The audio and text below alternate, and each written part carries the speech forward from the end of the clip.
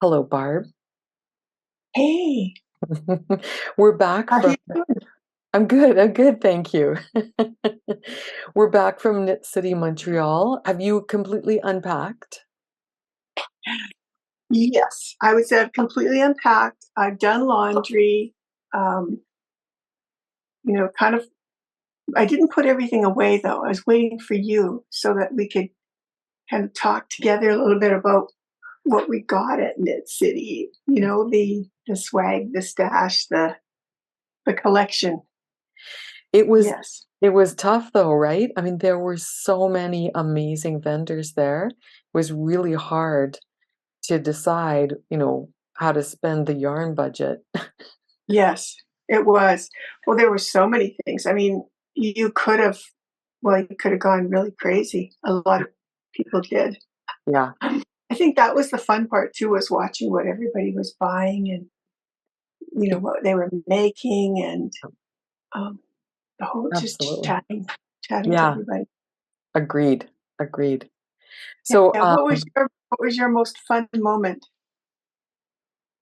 oh, there were so many of them, Barb, I can't pick out one.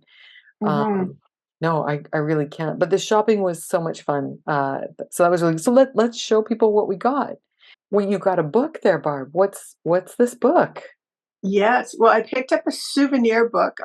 I love to buy books when I'm out on at different events.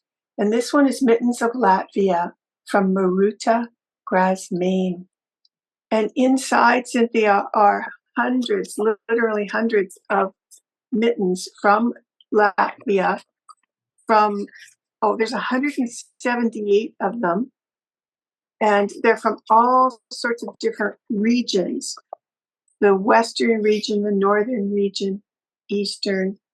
And so inside the book are all these beautiful mitten photographs Hmm. and then the pattern. And in the back of the book, it gives you sort of a template because they're all sort of alike. I mean, different regions have different tops on their mittens and different cuffs and things, but the basic shape is similar. Uh, and now, as I say that, this one looks like a side thumb. But yeah, they're beautiful. The photography is gorgeous. And it was one of those, I had to have this for my library. Right. Oh, so where did you get the book? Oh, I got the book at Julie Asselin's booth. Okay. And is it in English or Latvian? It's in English. The choices were English or French. Ah, okay. And I left the French copies for someone who lived in Montreal. Yeah, it's a pretty thick book. Yeah, yeah. Mhm. Okay, so I got a book too.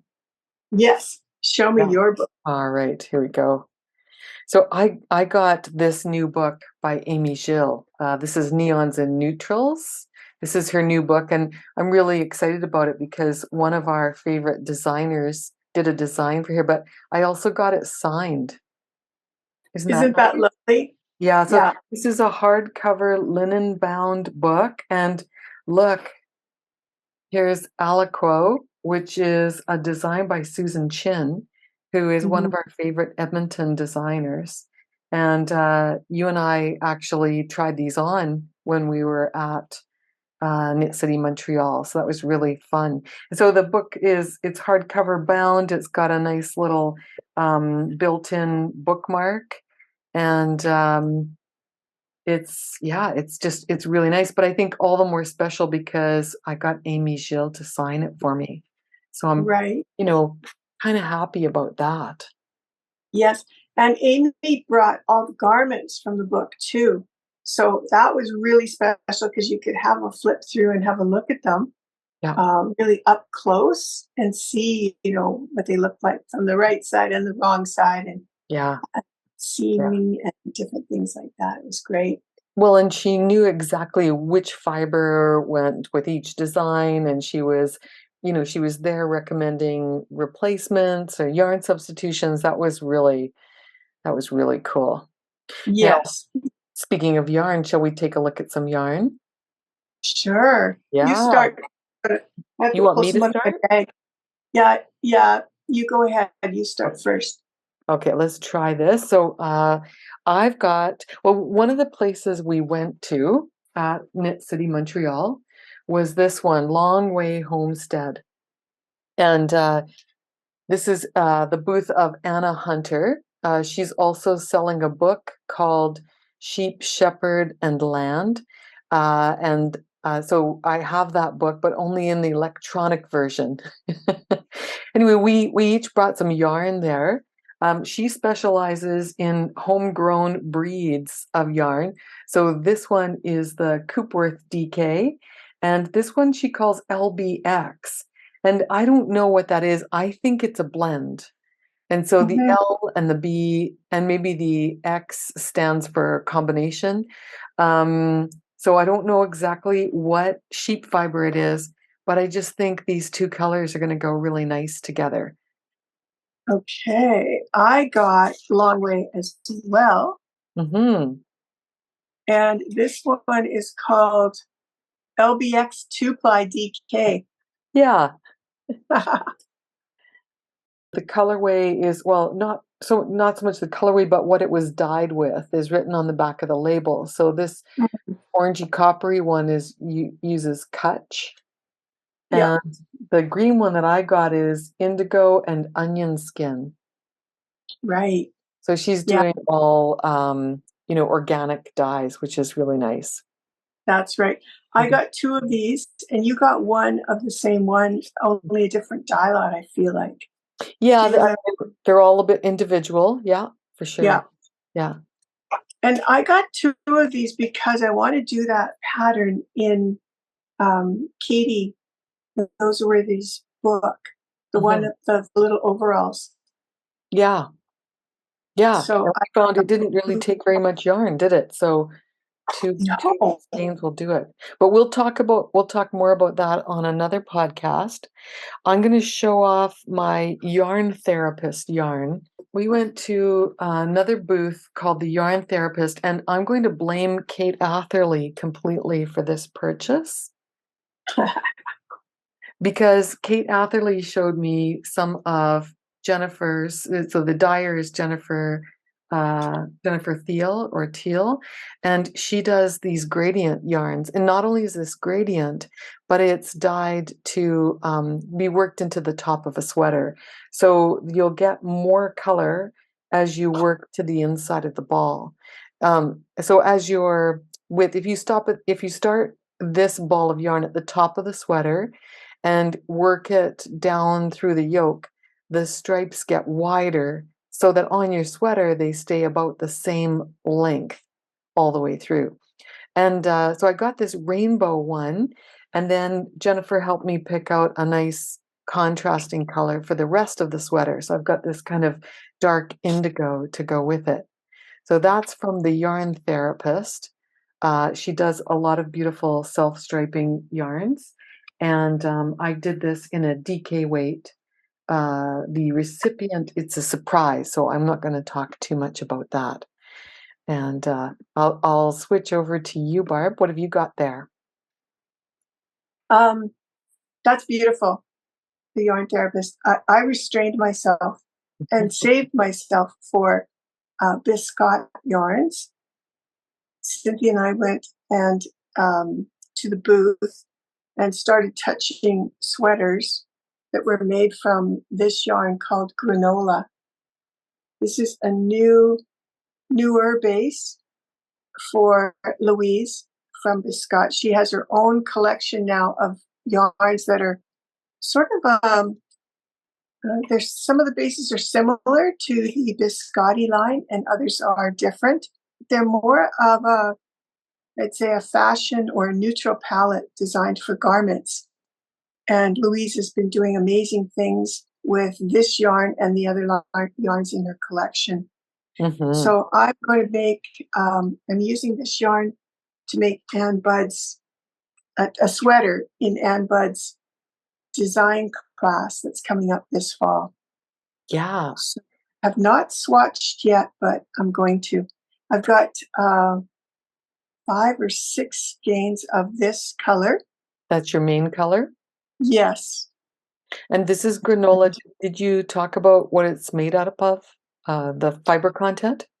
No, I did not. It's 70 merino, 30 hemp. Nice. Yeah. There's the label there. Yeah. And the colorway, I'm not even going to try and pronounce it, but I will tell you that it's the most beautiful pearly gray. It's got rosy kind of tones to it and purple tones in it. And Cynthia and I had the opportunity to see the dye studio where they make this.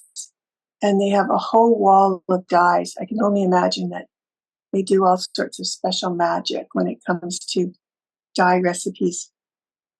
And then it's your fault, Cynthia, that I have these two other skeins because you convinced me to use my leftovers and do some sort of fade. Hmm. I think that'll be really nice. Yeah. How does it feel, Barb? What's sort Oh, of the sense of vision component on it? yeah. It's really smooth. It's quite soft, although you can feel the hemp in it, sort of a crispness and a coolness. And these are wound quite tight. There was a sweater there that Louise told me, a cabled sweater that had been washed and machine dried. So this is the cool thing about this yarn. It's machine washable and dryable. And every time you do that, it just gets softer and softer. Hmm. Yeah. Really So nice. excited about that. Okay. So I also bought some biscuit yarn. This is it's a little bit hard to see on my screen here, but this one is green, gray, and white. This is a self-striping sock yarn or fingering weight yarn in the Slytherin colorways. And this one is for Gryffindor. So again, there are two small people in my life who identify with these two Harry Potter houses. So these are going to become hats for Rachel and Hayden. Shh, don't tell them. And then I got some of this Patrick knit. So Louise's husband, Patrick, has his own line of yarn, and his colors are not influenced by Harry Potter. They're maybe more manly. Might be, and maybe manly is the wrong term. They're a little more, they're less bright, a little more darker tones. Maybe more suitable for someone who doesn't want the flashy colors. And so I picked up this one to make a pair of socks or maybe a hat for my husband. And then I couldn't resist DK. We collect a lot of fingering weight yarns, don't we? And then they take forever to Mhm. knit up. So I found this rainbow in a DK and I thought, that would make a really nice scarf or a hat or a pair of mittens. Or maybe I can add it with some leftover yarn because it's got so many colors in here and just use it as a colorful pop within a more muted or darker DK weight yarn. So that was Yes. little bit of a stash that I got from Biscott as well. And what are you going to make with the DK? And does it have silk in it? No, I believe the DK is yeah, it does actually. It's 90% merino and 10% silk. And I don't have any specific plans for it yet, Barb, other than I just had to have it. It's beautiful. Yeah. Yeah. Good choice. Yeah. Well, when I was at Biscotti, I texted Sabrina because she's a big fan Yes. and asked her if she would like any of it. And she said, "Oh, pink and green." And Yes. so she loves this bright pink. And so I got her a skein of that. Okay.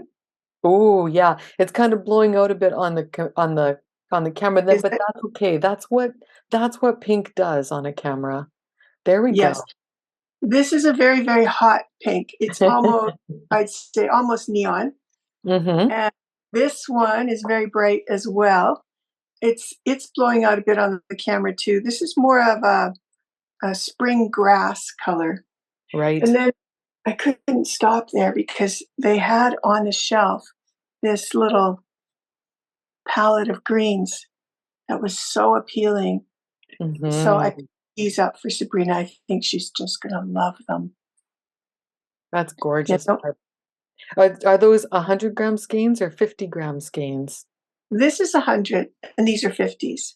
And Nice. that's the cool thing about that they have a lot of 50-gram skeins that are so nice to mix and match. Mm-hmm. Or you can even do 2 pairs of socks, with, if you make them a little shorter with Yes. a big one and little ones. Yeah. Oh, that's really nice, Barb. Yeah. So speaking of speaking of, you know, adding stuff to yarn, I picked up this. I'm going to take it. It's a little bit noisy, so bear with me, friends, while I take this out of its plastic. Yeah. I took most things out of their plastic before we started, but I didn't do this one because it was packaged so nicely. So here we go. So this was Wow. a hand spinner who had a booth really close to, well, it was kind of combined with Julie Asselin's, I think. This is from Green Sheep Yarns. And she takes recycled fabrics, or not fabrics, but, well, yeah, I think there's some fabric in there too. She recycles yarn, combs it all out, and then spins it up into these gorgeous skeins of, you know, beautiful stuff. Yeah, art. It's almost like art yarn. Like, Yeah. And then you knit it together with you can put it into a garment as a detail. You can knit it with with you could knit it with a little bit of lace weight. Do you remember, Barb, when we used to use a little bit of mohair and you'd knit one row with the mohair or two rows of the mohair and then you put one row of this in and it was like it was stuck in a web, like a web yes, of mohair. So yeah, I couldn't resist this because it was like a little gradient pack of these hand spun yarns, and they're yeah, just so beautiful. And you can see in here, perhaps like there's some thread in yeah, there, and there's little bits of um, fabric and fluff, like and just kind of it's just yes, amazing. Like it's like a jewel, isn't it? yes. And who can you put the name of the company? Did you have a Yep. So I'll put this back under the camera here. It's Green Sheep Yarns. yeah, Mhm. amazing.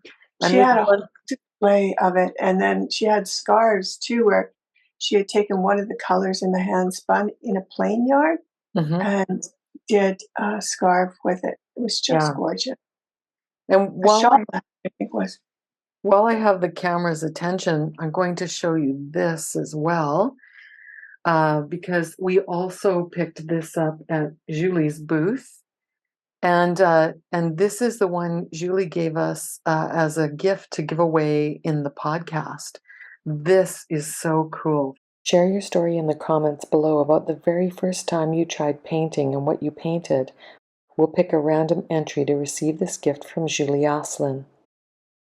Inside this bag is a number of cards with just the faintest outline of a picture on it. Can you see the strawberries here?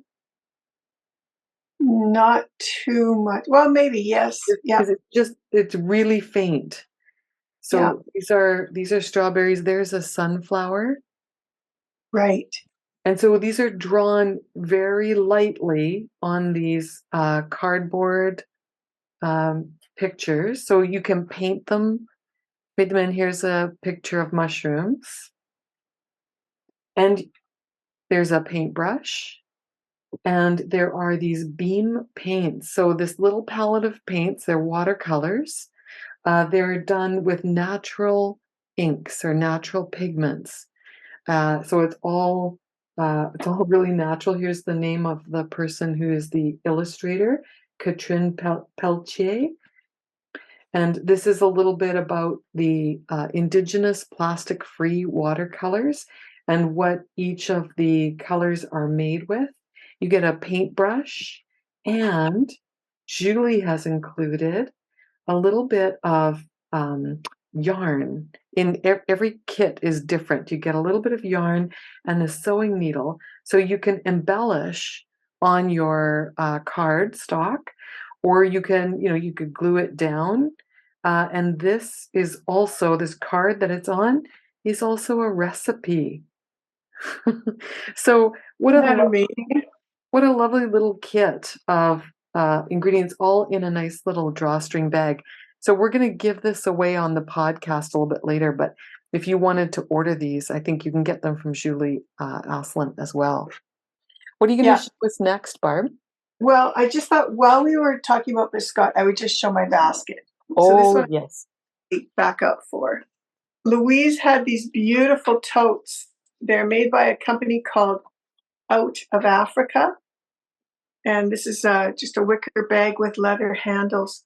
It's so nice. It has a liner on the inside. And it was the perfect size to carry everything home in on the plane. Okay, I've always wanted some of these sock blockers. And these ones were made by Lulabees, lulabees.com in Montreal. And the girl told me that she has a woodworker who cuts these out for her, but that she drew the design that is on the blocker and had them custom made. Oh my goodness, Barb. Lay that Yeah. on the desk again so we can have a really good look at it. That is so intricate. Do you think you'll use them, or do you think you'll just hang them up all the time? Oh, no, I use them all the time.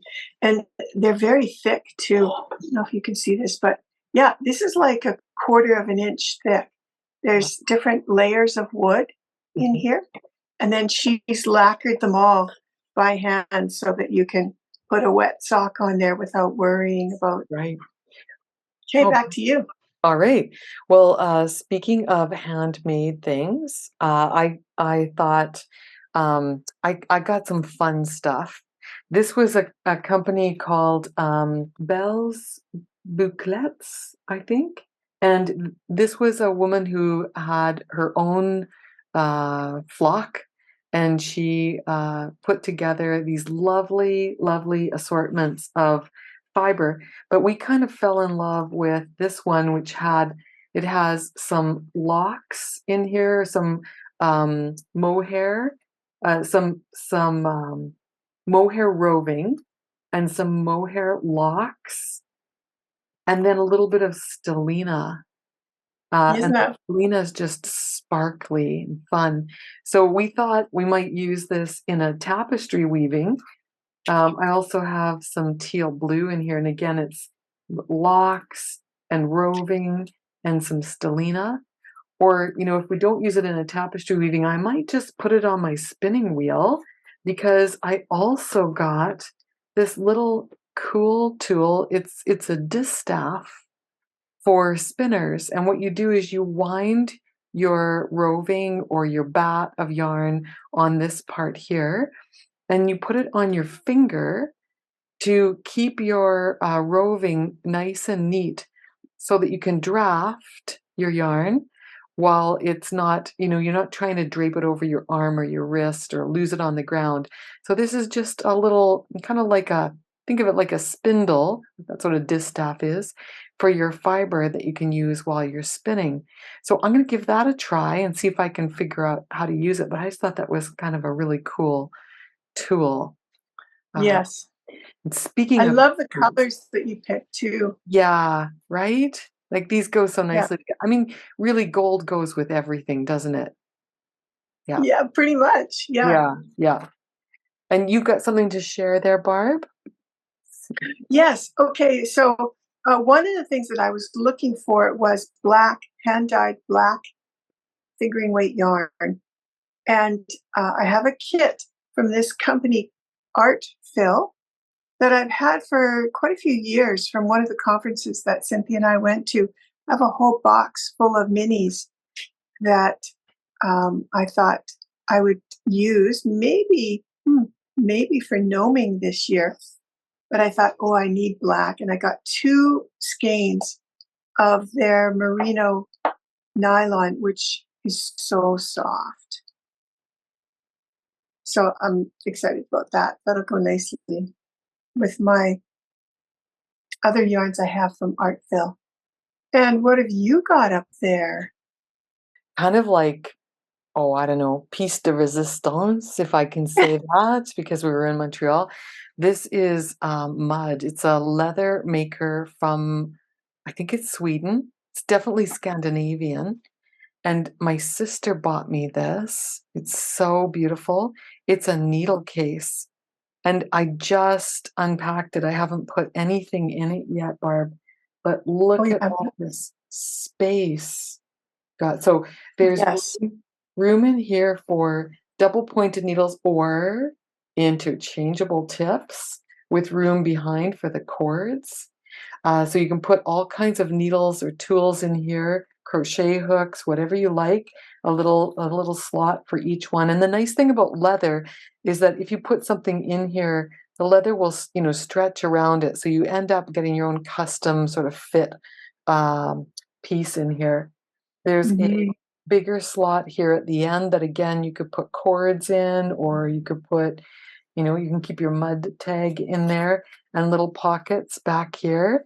And on the other side, we've got pockets for circular needles. So you can put your whole circular needle in here, your fixed circular, or whatever you like.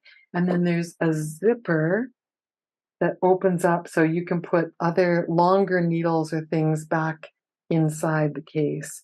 And we were Does concerned. Yep. does the zipper open and give you access on the front of the case and the back, or just the front? I can't remember. Um, Not sure what. Oh, you can get into the back too. Oh my gosh. Yeah, yeah, you can put. Yeah, you Yeah. could probably put an entire pattern back there, but Wow. yeah, yeah, Doesn't it feel amazing? It's it's so really, luxe. really soft. Yeah. And Yeah. then we were concerned because we have a lot of needles, you and I.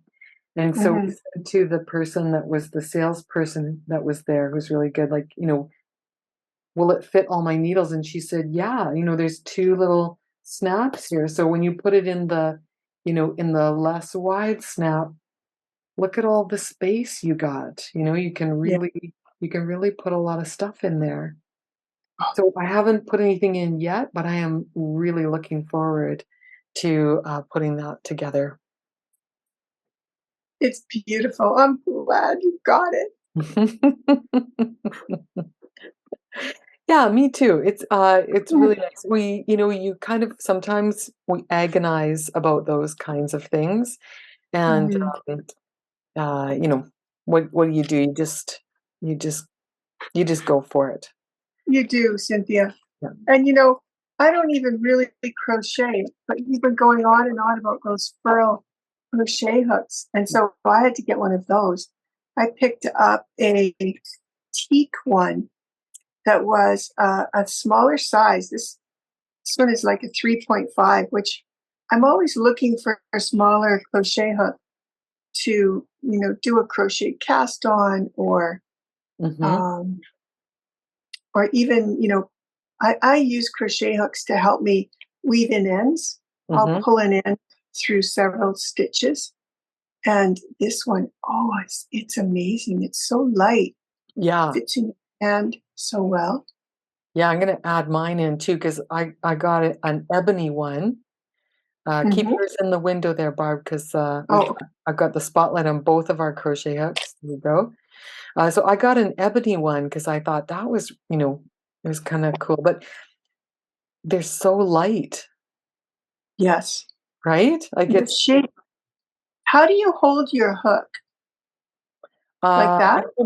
I hold mine like a knife.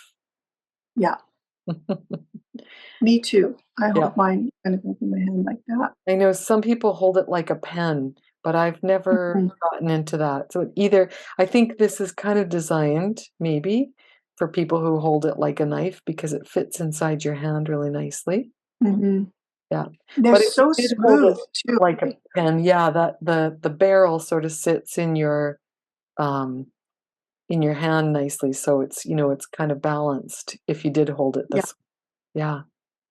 And then I just want to comment on the throat of this crochet hook. Oh my gosh. It's Mhm. got such a deep crevice in here. I can just pull, I'm pulling 2 strands of fingering weight Yeah. with no effort at all. Yeah. The That tips was that you pointed too. yeah. So that was a real steal. And I'll just throw these in here because when we went to a biscuit shop in Montreal, they weren't this shop. This was a second trip. This is apart from Knit City Montreal, but I picked up some little balls of cotton so that I could use them with my crochet hook to make some amigurumi. Oh, fun. There Did you we get anything else, Cynthia? I think I'm done. I think so too. I think we are, I think we have gone through everything that we brought back from Knit City Montreal. I'm just taking a quick look here. We did get gifted this beautiful little notebook from Louise Roberts. This is a nice little, you can use it as a day planner because it has a spot for the date up on top. Just a nice little ruled um, notebook with a hard cover and a pen in it. So Isn't it that was, beautiful? Yes. You can never have enough blank notebooks. you Never. cannot, never. Yeah, yeah. Oh man, it was a great trip and we had a ton of fun. We met up with so many friends. It was really lovely. I just want to say thank you everyone for, indulging us in our little show and share here. Um, Mhm. maybe you don't care what we brought back from Knit City Montreal, but I have a feeling that you might be intrigued by some of these things, and maybe you want to join us in, you know, coveting our new purchases. That's But right. We wish we could have gotten, things from every shop, but there were just so many people, and they all, I just want to say this, they all had amazing, amazing products. So if Knit City's vendor list is still up, please go through and check them out and shop their online shops because they are all amazing. yeah. And there's one new little secret that came out just Oh, a few hours ago. Do you want to share that, Cynthia, about well, Knit City? it's a secret. I don't think I even know. Tell me. You didn't open the email? I've been unpacking. Who's got time for Okay. email? Knit City is going to be held in May next year, 17th to 19th, in Toronto. Nice.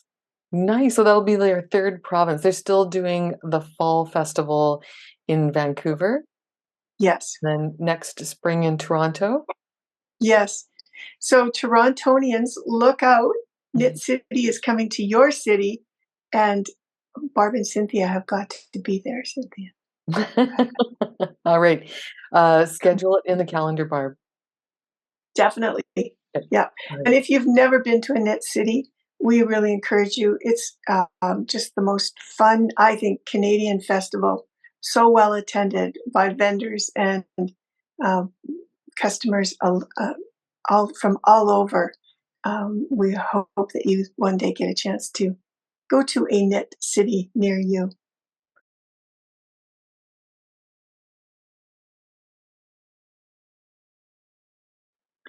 All right, we've got a lot of events coming up this month, and we really want you to come out and join us. One of the first things that's happening is that we're going to crochet Yip Yips with Carissa Browning. This class is so much fun. Carissa will teach you how to do a single crochet little body in the round. We're going to do some short row shaping across the top. And some slip stitches to create that mouth, and then she'll go through all the little embellishments that go along with this crocheted yip yip. So join us. That's on Sunday, June 11th at 10 a.m. to 12 p.m. Mountain Time. And good time is had by all. And then on Tuesday, June 13th, and the following week, June 20th, Barb is doing a machine knitting class. This is specifically based around the LK150 knitting machine, and you may have one of these tucked away in your closet that is not yet open because you've been afraid to use it. Or you may be considering the idea of a knitting machine, and this one may just fit your needs. So come and join us for the LK150 Machine Knitting Basics class with Barb Barone. And the following Sunday, we're going to be participating with Anne Budd on her longest day Cal knit along for the Alzheimer's research. It's a fundraiser for Alzheimer's. I've created my first version of Anne's pattern for the Fading Memories Cowl 2023. I'll be doing another one along with her. We have Zoom events, we have prizes. Purchasing Anne's pattern will make a contribution to her fundraising for the Alzheimer's Society. So come out and join us on June 18th. There's a whole series of Zoom events that you can sign up for. They're all free. This is a great one. Longest day, knit along, raise money for Alzheimer's research with Anne Budd. Okay, and then you have got to check out this Fixing Mistakes class with Holli Yeoh. Holli is amazing, and on Saturday, June 24th, she's going to spend 3 hours with us, teaching us all how to fix mistakes in cables and lace. You're going to work on a swatch, and then Holli's going to show you how to fix it. Holli is a great teacher. Watch for the link at the end of the podcast to a recent interview with her where we talk about her teaching and this class in particular. You're going to learn a ton. So come and join us on Saturday, June 24th, 10 a.m. Mountain Time or noon Eastern Time. It's a 3-hour class and you'll have a great workout. And on Tuesday, June 27th, Kate Atherley is coming to talk about closure. Now, this is not a therapist appointment. This is this is knitting technique. So Kate's going to talk to us about putting in button bands and buttonholes for the button band, and then also the option of putting in a sweater zipper. So if you've had any questions about how to finish off a cardigan, and how, what's the best way to plan out buttons if maybe the pattern doesn't have as many buttonholes as you'd like. Maybe the buttonholes are sloppy. Maybe you picked up stitches and it's not the same number as the pattern writer gives you. So these are all considerations that we'll talk about in this class with Kate Atherley. Come and join us for closure. Join us on Thursday, June 29th for another class with Kate Atherley called A Gentle Introduction to Fair Isle. You'll learn how to do stranded color work to create 2-color patterns across your design. And as a bonus, you'll get a copy of this pattern that Kate designed specifically for River City Yarns called Not Flying. This is an example of stranded colorwork. You can see those strands on the back side. And Kate's going to talk to you about how you can relax when you're doing this. It takes some of the tension out of working with 2 colors at the same time.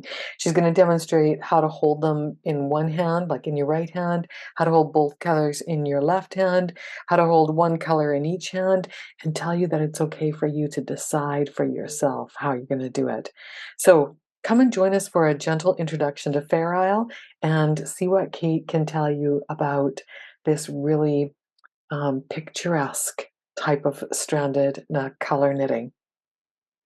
This summer, Barb and I are also participating in the Fiberside Summer Crawl. This is a weekly Zoom session you will come into on Sundays, and you'll get to meet the lovely yarn shop owners from several yarn shops across the US, all participating in the Fiberside Chats program. There is a knit along or crochet along, and I've been working on these crocheted squares as part of the crochet along component of the Fiberside Summer Crawl. So I'd love to have you come and join me. The details are on our website. This event takes place through July and August, so right through the summer. and it's going to be the best yarn crawl around. You should definitely come and join us. Thank you.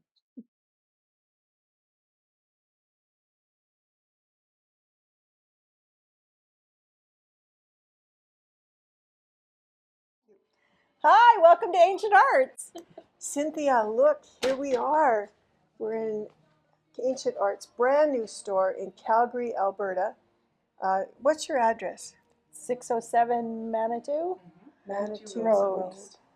And it's in this beautiful part of Calgary. It's surrounded by lush green trees. They've got the most beautiful front entrance with these curtains. And it's just, well, it must be a dream to work here, Heather. What's the It scoop? is. It's pretty nice to be here in this space, to have all the extra space here. We didn't have a storefront before, so it's been really nice to have that and then get to see people. Yeah. Because otherwise we were only ever doing trade shows, and then we would go to like Knit City, or we go to Gathering Threads, or the staff beforehand would go to like TNNA, and so they had these limited opportunities to meet with our customers, and now we get a lot more FaceTime, which is so awesome. So nice. Yeah. All right. And so you're going to take us around the store today. I am, yeah. And then we're going to come back and we're going to chat with Carolyn and Dan and Wendy. Yeah. Okay. We'll get a whole scoop on everything else. So lead us on. Where do you want to start? All right. Well, let's start on the heavy aisle. Okay. We'll start with, we can go down here. We just got this new yarn in, the Fioratura. Have you felt it? This is the new one. No. Yeah, this is the new one. So it's extra fine merino, cashmere, and silk. So it doesn't get much more luxurious than this. I'm going to pass it to Cynthia or Barb so she can hold it. Okay, gas. It's like butter. And this is one of the nicest colors too. I love this French Bordeaux. Okay, so this is 70 superwash extra fine merino, 20 silk, 10 cashmere. So it's a worsted weight, 200 meters in this lovely skein. Oh, and Caroline's passed me this beautiful cowl. Check out the lace and cable design. So this yarn, wow, makes it pop, doesn't it? Yeah, so this is a design that Caroline did for this yarn when we got it in. Yeah. And yeah, it's like we're all excited to use it, and like I'm gonna do a Sophie shawl, I think, by Petite Knits. Okay. Just because it's got that good squish and it's so luxurious. I can't wait to have it like wrapped around my neck. Yes. And keep me cozy. And the silk just adds that really pretty shine, doesn't it? You can see it sparkle sort of from the shelf. Yes. Yeah, absolutely. So we've got a more curated palette in this one. Softer colors, would you say? You know what? We did jewel tones, and then we did the softer colors as well. They seem to kind of play the best on this yarn. Anything with silk, it's like those jewel tones just sing, and then the softer colors like the champagnes and the apple blossoms just seem to kind of like, I don't know, it's classic. Yeah. I love the blues too. Check these out. Cynthia, I saw you fondling that skein of purple. Isn't that beautiful? So Fioratura. Fioratura. I think I'm saying. Have I got that right? Yeah, right. So then next, what does it mean? Lovable. Oh, blossom. Yeah, there we go. Oh. I couldn't remember. We had talked about a bunch of different names. It's actually really hard to name a yarn. Yeah. So we throw everything out, and some of it's ridiculous and some of it makes sense, and then we try and come up with. So we came up with the Italian word. So that's where we landed on that one. So next up is our Revival Worsted. Revival Worsted is a mohair wool, and there's a bit of acrylic and alpaca and silk. This is a recycled yarn, and it's exclusive to us. No one else has it. Caroline worked with the mills to design it. And this comes with quite an array of color. Anything that we do on Socknado and our Merino DK also comes on this. And we have a lighter version called Revival Fingering as well. Oh. So we have a worsted weight and a fingering weight. So the acrylic, tell me a little bit about that. That's going to maybe make it machine washable, would you say? I probably wouldn't take the chance. No. I'd probably still wash and lay flat. Yeah. But I'm a little bit of a chicken in some ways. Yeah. It's not super wash. No. Yeah. So it's going to felt. So it's not machine washable. The fingering weight version is because the twist is so tight. Okay, good to know. Mm-hmm. You have to repeat that. Yeah. Caroline just told me that this version is not machine washable. The fingering weight version, though, is because the merino in it is more tightly spun. Mm-hmm. So this one you might get a felt. Yes. Like felt yeah, on. you would for sure. And you'd lose that nice halo too, right? Yeah. Like, what a beautiful range of colors. so then we have the Lasco worsted. Yes. we had this Lasco, yeah. in our shop. It's beautiful. Yeah, so the Lasco line is unique to us. Caroline worked really hard to develop this yarn. We have it in worsted, DK, and in fingering. So yeah, it's really nice. Some of the design features on this one is the twist is really nice on it. So it works really well for cables and for lace and for color work. So it's a really, it's a workhorse of yarn, right? It does everything for us. Yeah. It has a really nice brown undertone to it, makes it really warm. That's from the little brown sheep from called Manx Lachlan, and they're from the Isle of Man, and then they're mixed with the Punta Arenas wool. So it almost in some colors looks a little bit heathered, but it gives it a really nice warmth to it, that little brown sheep that we put in there. Yeah. And a really unique palette too, with that sort of brown undertone, isn't it? Yeah. Like some of these, we'll talk about our other new yarn to us this year, the Holli. We developed it, Caroline developed it, so that it would, we could get the light, different colors on it.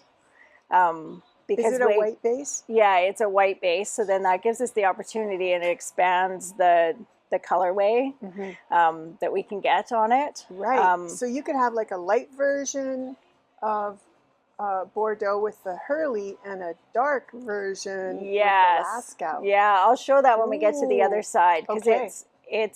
it's really neat. You can almost do like a tonal striping. Yes. So my favorite example I'll show when we get to the other side, and I can show you the Lasco DK and then the Holli as well. Okay. Yeah. All right. So so next here- we're going to talk about the nettle DK. Okay. Again, unique to us. It's got the nettle plant in it, which gives it the similar properties to linen and flax. So it's got that cooling, temperature regulating. What's really nice is that it's got really good sheen. So it almost acts like silk, the nettle. So it gives it that nice shine. And a beautiful twist on this one too. Yeah, the nettle DK is really lovely. It also knits up really soft and has a really great drape. So anything that you would use like a silk in, you could use this in, and a little bit maybe more cost effective than having to use silk. Right. Again, we get the rainbow. We can do all of our colors on the nettle. Some of our darker colors tend to look a little bit more heathered because of the nettle plant. So like a Syrah is going to have a little bit more of a muted color. Yeah. Or our You Lachat. can see the plant fiber just So a these little bit. darker colors come in, but they have a little bit more of a heathered look to them compared to what would be on our Socknado or on our Merino DK. Yeah. So tell us, what yarn would you recommend for baby? Do you have You know what? I'd probably use Socknado. Socknado? Yeah, because it's a super wash. You don't have to be quite as worried about someone gifting that beautiful sweater to someone and then them throwing it in the washing machine and shrinking it. So that would be probably my pick. So this one is also sort of a wash cool water, lay flat, It is dry. superwash merino. I probably still would, Mhm. just because it gives you the opportunity to block it nicely as well. Whereas if you kind of toss it in the washing machine and then toss it in the dryer, might not come out as shapely as it could, right? Yeah. Yeah. Nettle soft. So if someone's looking for this, they can go to your website. Yes. Yeah. Okay. So we have Nettle Soft DK, Mhm. and then we also have Little Nettle, and it's a fingering weight as well. Wow. Yeah. Okay. So 2 weights. Yes. Yeah. Yeah. And available in all The these rainbow of colors. colors. Yeah. Oh my gosh. Yeah. The palette is a little bit large. It's actually sometimes a little bit overwhelming to try and figure out a color. Yeah. We struggle. We love playing with color here. We love putting together the combinations for you and helping you find that stuff out. Well, how but lucky is it that you have a store? Know, right? So people can come and Yeah. And if you wanted to make a summer top average size, how many skeins do you think you would need? I would say in the Nettle DK probably for 4. Mm-hmm. Like in the Little Nettle right now, I'm knitting up a top, just a tee, and I'll have 3 skeins. Mm-hmm. So yeah, anywhere from 3 to probably 7, depending on size. Yeah. Lovely. Okay. Yeah, yeah. So then next we have our Superwash Merino DK. This one's really nice. It's got good bounce. Whenever we bring someone new in to do the twisting and the labeling, the skeins are hanged a little bit shorter, and then this has so much bounce. Is this where they get to start and practice? Well, no, it's just because you kind of get thrown in there, right? It's like, okay, today we're going to twist, and it's whatever's on the drying racks from the day before. And so some days it could be a combination of Socknado, Lasco, it could be anything, right? And so when you walk in and you, like, even if you have a working knowledge of yarn, it's still hard to distinguish sometimes between some of the bases. Like sometimes Passionate and Socknado can throw me for a loop, or they sort of like look the same. The nettles, like Little Nettle and Nettle DK, you have to really look close. And then same with our Lasco DK and our Lasco worsted. Sometimes it can be very challenging to identify them. Yeah. What's nice about this one is that lots of people are sensitive to the itch. So this one's a really good one for someone who would be sensitive to the itch. Yeah, so no itch, nice smooth round. Yeah, it's a very round yarn. Plump yarn. Yeah. And this is 100% superwash, extra fine merino in a DK light worsted. So 200 meters to 100 grams. Isn't that beautiful? Just squeeze it for me. It's got the scoosh. Yep, it sure does. I'm just drawn to this one too. Oh my gosh. There was a party happening in the store with this one. You'll have to ask Caroline. There is a story behind that one. It's called I Met Stephen West, and I liked it. And it is based on Caroline's experience meeting Stephen West. Yeah. And so you'll have to ask her about the story, because it's a good one. Okay. Yeah. I'll bring this one with me. Yeah. It's a good story. Okay. And if you have any other good story ones, let us know, and we'll take those I too. will. All right. All right. I don't know where this one I pulled it from, so I'm going to tuck it in my pocket. So now we have our Lasco DK. It was developed to be just that little bit lighter, obviously the double knit weight. Same features as our worsted. Still awesome for color work, lace, and for cabling and stuff like that, textured. It just works with everything. But then we wanted the white. And so Caroline developed the Herley, and it's a Norwegian wool. And Caroline's tried really hard to get them to tell what breed it is, and they just say it's Norwegian wool, what the breed of sheep is and stuff like that. So this is Norway wool and merino wool. And it's been designed with the same twist, and it's been designed specifically to play with our Lasco DK. So Caroline will talk further about it, but we're just in the works of getting a new collection together for this yarn. And there are pieces where we've used both in color work or So can you show us a skein in the same colorway Yes, of I would love to do each? that.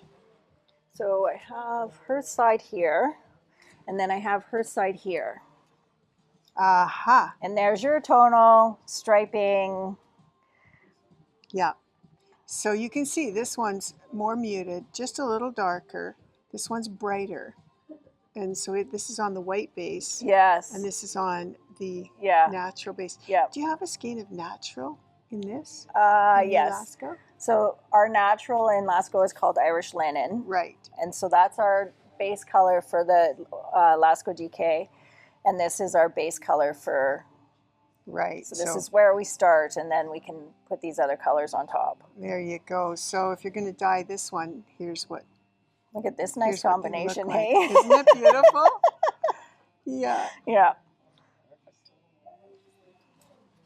All right, so we're gonna go to our next style. Okay, danger, danger. I know. So Barb actually wanted me to take her down this one, but told me that she really needed to be restrained because of the mohair that we have. I have a bit of a sensitivity to to mohair in general, but with this one, I'm one of the people that twist and label, and I haven't had any like reactions to it. Normally it's almost instant. My nose starts to itch. The twist is a little bit tighter on this one. Mhm. We still have the halo, but we don't seem to get the like the free spirits floating Yeah. around. Yeah, it's And you know, even if you do have a mohair that has a little floof or fly off when Yep. you're winding it into a ball, I find that after the first or second wash, it just really calms down. oh, that's good. And then it becomes really beautiful. Yeah, Yeah. yeah. So this one, the silk just sings in it, like the Mhm. undertone of the silk. One of my favorites is this blue spruce because the silk took the blue more than the green. And so it just, it's just phenomenal.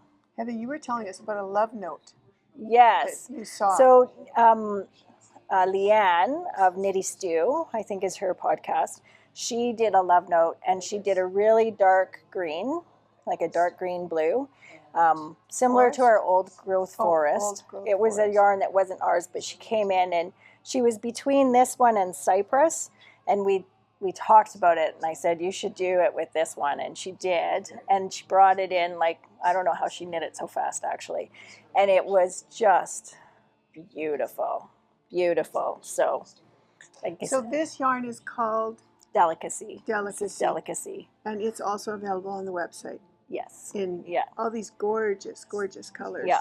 Yeah. So let's say somebody needs a little help to match up.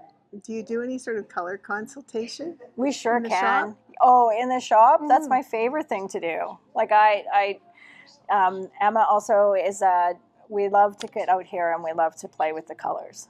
We do it in the back when we're like twisting, or even like when I'm setting up the mini skeiner, putting together different combinations of colors.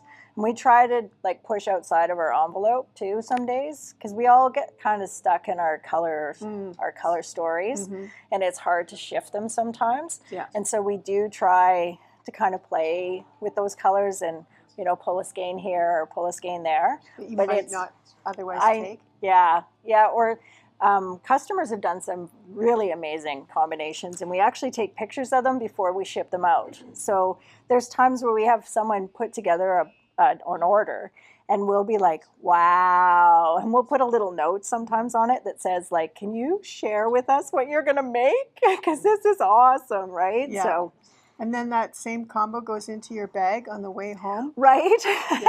Not always. I got to work You through some show of my some stash. restraint, Yeah, restraint. I try to, anyways. So on this side we have Little Nettle, and it's just the fingering weight, or sorry, this is our Lasco Fine, and this is the fingering weight of the worsted and the DK. Again, really good for color work. Caroline was really smart, and she had 50-gram skeins done. Those are great. Which is awesome when you're doing those color work sweaters and you don't want a full skein and you don't want to have anything left over. Mhm. So, or you're doing, you know, a bunch of color work for Christmas presents. Do you These think are those great. would make great color work mittens? Yes, we've done, we have a pattern called Autumn Blossom, designed by Jessie McKittrick, who's our design coordinator. We it's interviewed beautiful. her. You did? Yeah. Yeah, and so she's done that pattern for us. And then we also have Bloom and Fine. They're like fingerless gloves that Jessie also designed for us. And they're beautiful and perfect for that. Like she did them in this yarn. Yeah. It was perfect. Worked really well. So then we have Little Nettle. So this is the fingering weight of the Nettle DK. You can see that it still, again, has that nice sheen to it. It has the nettle. Just, you know, like I said, I'm using it for a t-shirt, for a summer tee, and I can't wait to get it done. It's almost done. Wow. And how many colors do you have dyed up in that here today, this week? I don't know off the top of my head, Barb. Probably 2, 4, 6, 8. Yeah. Times I think it's 5, 6. 6 down. Yeah, wow. Yeah. 48. So almost 50 colors Just to here. choose from. Yeah. Yep. Because this Okay. is also Little Nettle here. Oh, really? Yeah. More Little Nettle. Yeah. Wow. I mean, when we go over to the sock aisle, that's pretty much all our colors. We have a hook for every color that we have right now. Wow. So 'tis the season. Yeah. Guys, if you want to do summer tops, summer Yeah. shawls, summer anything, Yeah. come and pick up some of this. Yes. And then we had talked about our Revival worsted, and this is our Revival fingering.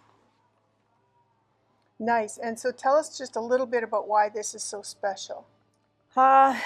Well, it's our fingering weight. You could use it for socks because of the silk and the mohair and the nylon in it. Yeah, it would hold up nice. Yeah, it'll hold up pretty good. It's a little bit finer weight, so you can get a little bit more mileage. Yes. And then we've done our Monument Valley shawl in it. Caroline's going to come.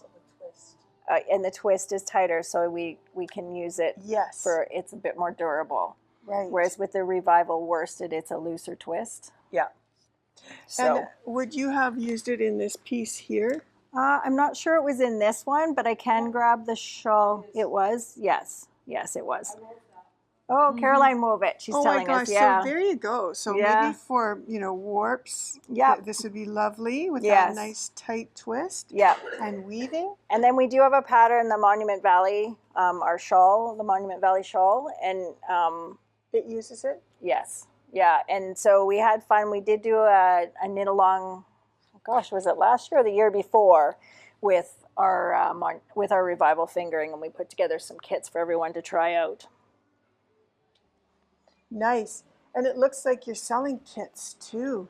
Yeah. We've tried to put together some kits. We've found that some customers like to just come in and say, yeah, I like this. Can I knit that too? Yeah. Our Roman Villa shawl kit is probably our biggest seller. And I'm sure Caroline can walk you through the design. Yeah. That's actually Caroline that designed it, and it's stunning. Right. Stunning. Well, do we have more? We can do the Socknado if you like. Yes. That's our big seller. Okay. So then this is our biggest selling. We have the most colors. We sell the most of Socknado. So I was saying earlier, every hook is a color. So we're missing a couple temporarily. We just did Knit City in Montreal, and we're waiting for some of that stuff to come back. But this could be used for not only socks, but sweaters, baby sweaters, as we talked about earlier. Right. It's not just for socks. We do have a couple of examples of shawls that we've done here. A nice lightweight, good for this time of year. Takes the dye beautifully, doesn't it? Yeah. This is, typically Caroline will, if we're going to try a new color, we try it here first on this base. So yeah. We love this base, as you know. Yes. Yeah. You guys used to get that all the time. Yeah. Big boxes. And it was the base for our hockey and sports inspired yarn. We loved how springy and durable it was. Yeah. We had a knitting group in yesterday, and they were all commenting on how much they loved our Socknado.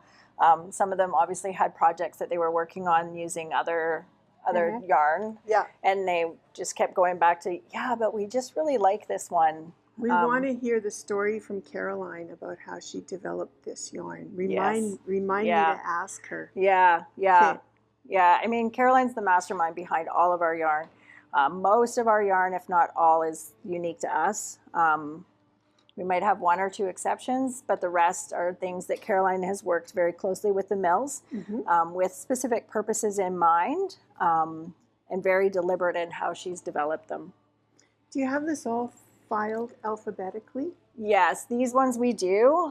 It makes it easier for the staff to kind of pick. And then it would take me forever to organize if I was trying to do it by color or by like rainbow or any of that. I think I'd still be here trying to do it.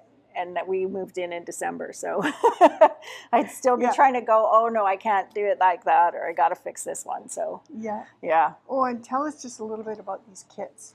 Oh, you know what? We came across these kits. They're by Stone Knits. And I was not that familiar with her patterns before. And then this one popped up in my Ravelry feed.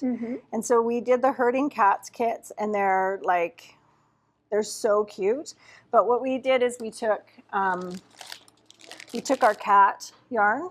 Yes. And put it in for the color work parts. Caroline, when she first started the company, was very well known for her cat colors. Yes. And she does her do dog colors. Yeah. Too. Yeah. Yeah. So we took some of the cat colors and put them in the kit. So fun. Yeah. Yeah. So then you actually have like cats. On your socks. Yeah. Yeah. Yes. So okay. And people can get those online too? Yeah. Yeah. Fantastic. Absolutely. Absolutely. Wow. Yeah. I know. And then that brings us up to the beginning, and where Caroline's waiting for you guys to talk a bit more about some of the. All right. Oasis. Yeah, for sure. This is one of my favorite yarns. I really love it. I do too. But the problem is that all good things must come to an end so that you can make new things. Yes, absolutely. You have to rotate. I do still have a secret stash of it though, so there will be some available. But it's a great sport weight, and with the baby camel, it's so soft. Yes, yeah. So I made this little easy folded poncho on my knitting machine out of I Oasis. love that poncho. Yeah. I still have to make my own. Oh, well, just let me know. I'll zip one up for you. Oh my God. We'll have to make a deal, because I desperately want one. Do you? Okay. Well, we'll chat. Of course, then I'll have to choose colors, and that's going to be hard. Yeah. Okay, All so right. next, we're going to the dye room. We are. We're going to go into the back and see where all the mystery happens. And I will apologize. I have a bit of a cold right now, so my voice is a little different, and you may hear a bit of coughing here and there. Okay. So we'll just have to put up with that. I do, by the way, want to draw your attention to something here.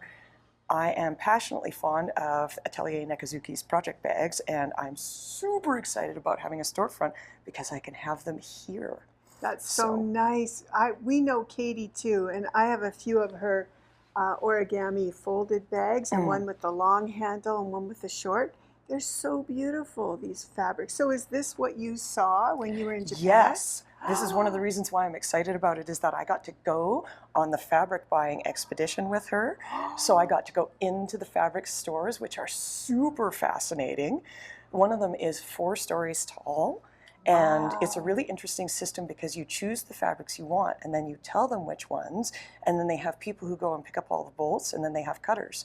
So Katie bought so many different fabrics that they had 3 cutting tables going and 2 people picking the bolts. It was quite a thing. So I'm really excited because I'm going to be able to get another restock on bags in some of the stuff that I chose. So there may be some bags coming in fabrics that you've brand new ones, custom picked that out I yourself? sweet talked Katie into, like taking home for the good of all of us. Oh my gosh! Okay, this and there were is really so exciting. many pretty things. So in the end, we went to multiple stores and got all sorts of exciting stuff, including she's going to kill me, but Peter Rabbit. Oh no! So cute. Okay. Yeah, they do a lot of really interesting custom fabric there. Can you give us a little heads up, before you launch those? Well, what I would suggest doing is go to her Instagram, because she is, and her YouTube, because she will show you the process of them as they're being made, and she'll tell you if they're for our particular store. So you'll be able to see that and kind of do some pre-choosing. Yes, and then I also want to say, if you want to stay connected with what Ancient Arts is doing, sign up for their newsletter. Mm-hmm. And that's really the best way, isn't it, to find It is a out? really great way to do it. Plus, we now that we're in the new location, we can do more things, and so you'll see like special deals and coupon codes and things like that. Right. As well as, you know, lots of interesting patterns and yarn information and, you know, what's going on in the world out there and that you might like to know. Yeah. So just go to your website and look for the sign up for our newsletter. Exactly. Gotcha. Okay. Yeah. All right, let's go. Alrighty. So we go to the big fire doors, which don't actually need to be. Before we go in there, I just have to say, you have the prettiest lounge ever. Look at these beautiful blue velvet chairs. This is our stitching lounge, and this was my dream. So anybody can come here and hang out, and they can bring whatever craft they want. So we have people who come to our knit night on Wednesdays and our knit afternoon on Thursdays, and they'll bring cross stitch, knitting, crochet. You could even bring a little rigid heddle loom if you want. And we provide all sorts of fancy teas and coffees because I am a tea aficionado. So, you know, shout out to Tea Trader for helping me with that. Oh, nice. That's excellent. This is just beautiful. And this was my fantasy. I always wanted this so that you could spend some time just enjoying yourself. And we have lots of extra lights so that it's well lit. And it's all about community, isn't it? Exactly. Yeah. All right. Okay. Ta-da! Into the back. Okay, this is where all the secrets are kept. Hey guys. Thank you so much for showing us around. So this is where all of the magic happens. Yes. And you're going to get to meet some more of the people behind the scenes. Okay. We start off on the right there, and that's a room where we wash all of our yarns after they've been dyed. Really? Yeah. Okay, wow. So we wash all of the yarn for a couple of reasons. One of them is that yarn is dyed in the process in the presence of acid, and you don't want to leave the acid in the yarn, because if you do, then the yarn will end up getting degraded by that acid over time. So we want to neutralize the pH of the yarn. And then the other thing it does is it removes any loose dye, and it also tells us if the yarn hasn't fixed itself properly. Right. And if that happens, that it's bleeding, then we can pull it and refix that so that it then works properly. Oh, wow. Okay. That's good to know, because, you know, that was always a question we get sometimes. You know, I've got a yarn that's bleeding, what do I do? And it just needed to be fixed a little bit. So a little trick that I'll give you for anybody who buys hand-dyed yarns, and particularly if you live in prairie provinces or states that have prairie where your water is alkali, when you go to block or wash your item, put some vinegar or some lemon juice in the water, because what that'll do is it'll help stabilize that dye. So this dye binds in the presence of acid. If you put it in alkali, high pH, then what it does is it starts to break the bonds and causes bleeding. So by taking the pH down in your wash water, you prevent that from happening. So particularly with reds, cold water and put some vinegar in. Yeah. So about a quarter cup for like a sink full. Carol, thank you so much for that tip. I can't tell you how many times we were asked this in the shop. So secret tips from Carolyn Sommerfeld, everybody. And for those who don't like the smell of vinegar, although it does go away once the garment is dried, you can use lemon juice because it's an acid as well, and then you just have lemon scented stuff. But again, it'll really help that. So if you've knit with red and white and you're worried about it, make sure you put that in there and it will not bleed. Yeah. Do you recommend washing it before you even start out with it, just to test not our it yarn. out? No. You don't need to, because we've pre-washed it. Yeah. I don't know what other yarn, what's happened with that, so sometimes it might be worth it. It all depends on what the process for that person is. Yeah, or if you had a real strong color of red, maybe, or... Yeah, but if you're going to wash it, make sure that you just preserve the bonds of that dye. And the other thing is don't use detergent. So if you get a machine washable yarn, don't use your regular detergent in the washing machine. You want a soap, not detergent, because soap won't break the dye bonds, detergent will. That's what causes fading. Okay, so a nice wool wash? Yeah, a nice wool wash. Eucalan, soak. Eucalan or soak, or you can, now you don't want your machine to agitate with it, but dish soap works really well to wash wool garments. Okay. And it's very gentle because, again, it's a soap. So that's a good option too. Palmolive is an A-OK. You betcha. All right, okay. So now let's go through, and I'm going to show you from start to finish where we're going here in terms of the process. So this is the area where all of our dyeing happens, and we use a number of different techniques here. So you can see one of my wonderful dyer's grease is working on pots, So we'll use big pots for low water immersion or for kettle dyes. So if you're doing kettle dyes, like for example Scottish mist, or a semi-solid that has a lot of variation to it where you want to put lots of layers like a watercolor, then you'll use these big pots. If you want the dye to strike really sharp and in interesting ways, you can do low water immersion in. So that's what Grease is doing right now, is she's putting dye that has acid added to it onto the yarn with just a little bit of water. So is she speckling? She is speckling. Okay. So when we have a look in here, this would actually be this current this current month's color of the month. Oh. So this is your summer solstice at Stonehenge. Yes, I saw that come out yesterday. Yep. And Wow. so that has all sorts of wonderful flashes of color, and this particular technique gives that to you. Mm-hmm. So we'll use these Beautiful. big dye pots with heat underneath them for that, and then anything, like I say, that's more of a watercolor style will go in these big pots as well. I just love the smell too, the bubbling of the. Mm-hmm. Nice job. Nice going. Another piece of equipment that we use here are these big proofing cabinets. And this is used for things like semi-solids, other types of speckles, multiple different types of layers of colors, that sort of thing. And one of the reasons why we use these is because one of the goals of this company is to be super energy efficient and reduce our footprint on this earth as much as we can. So these use very little power.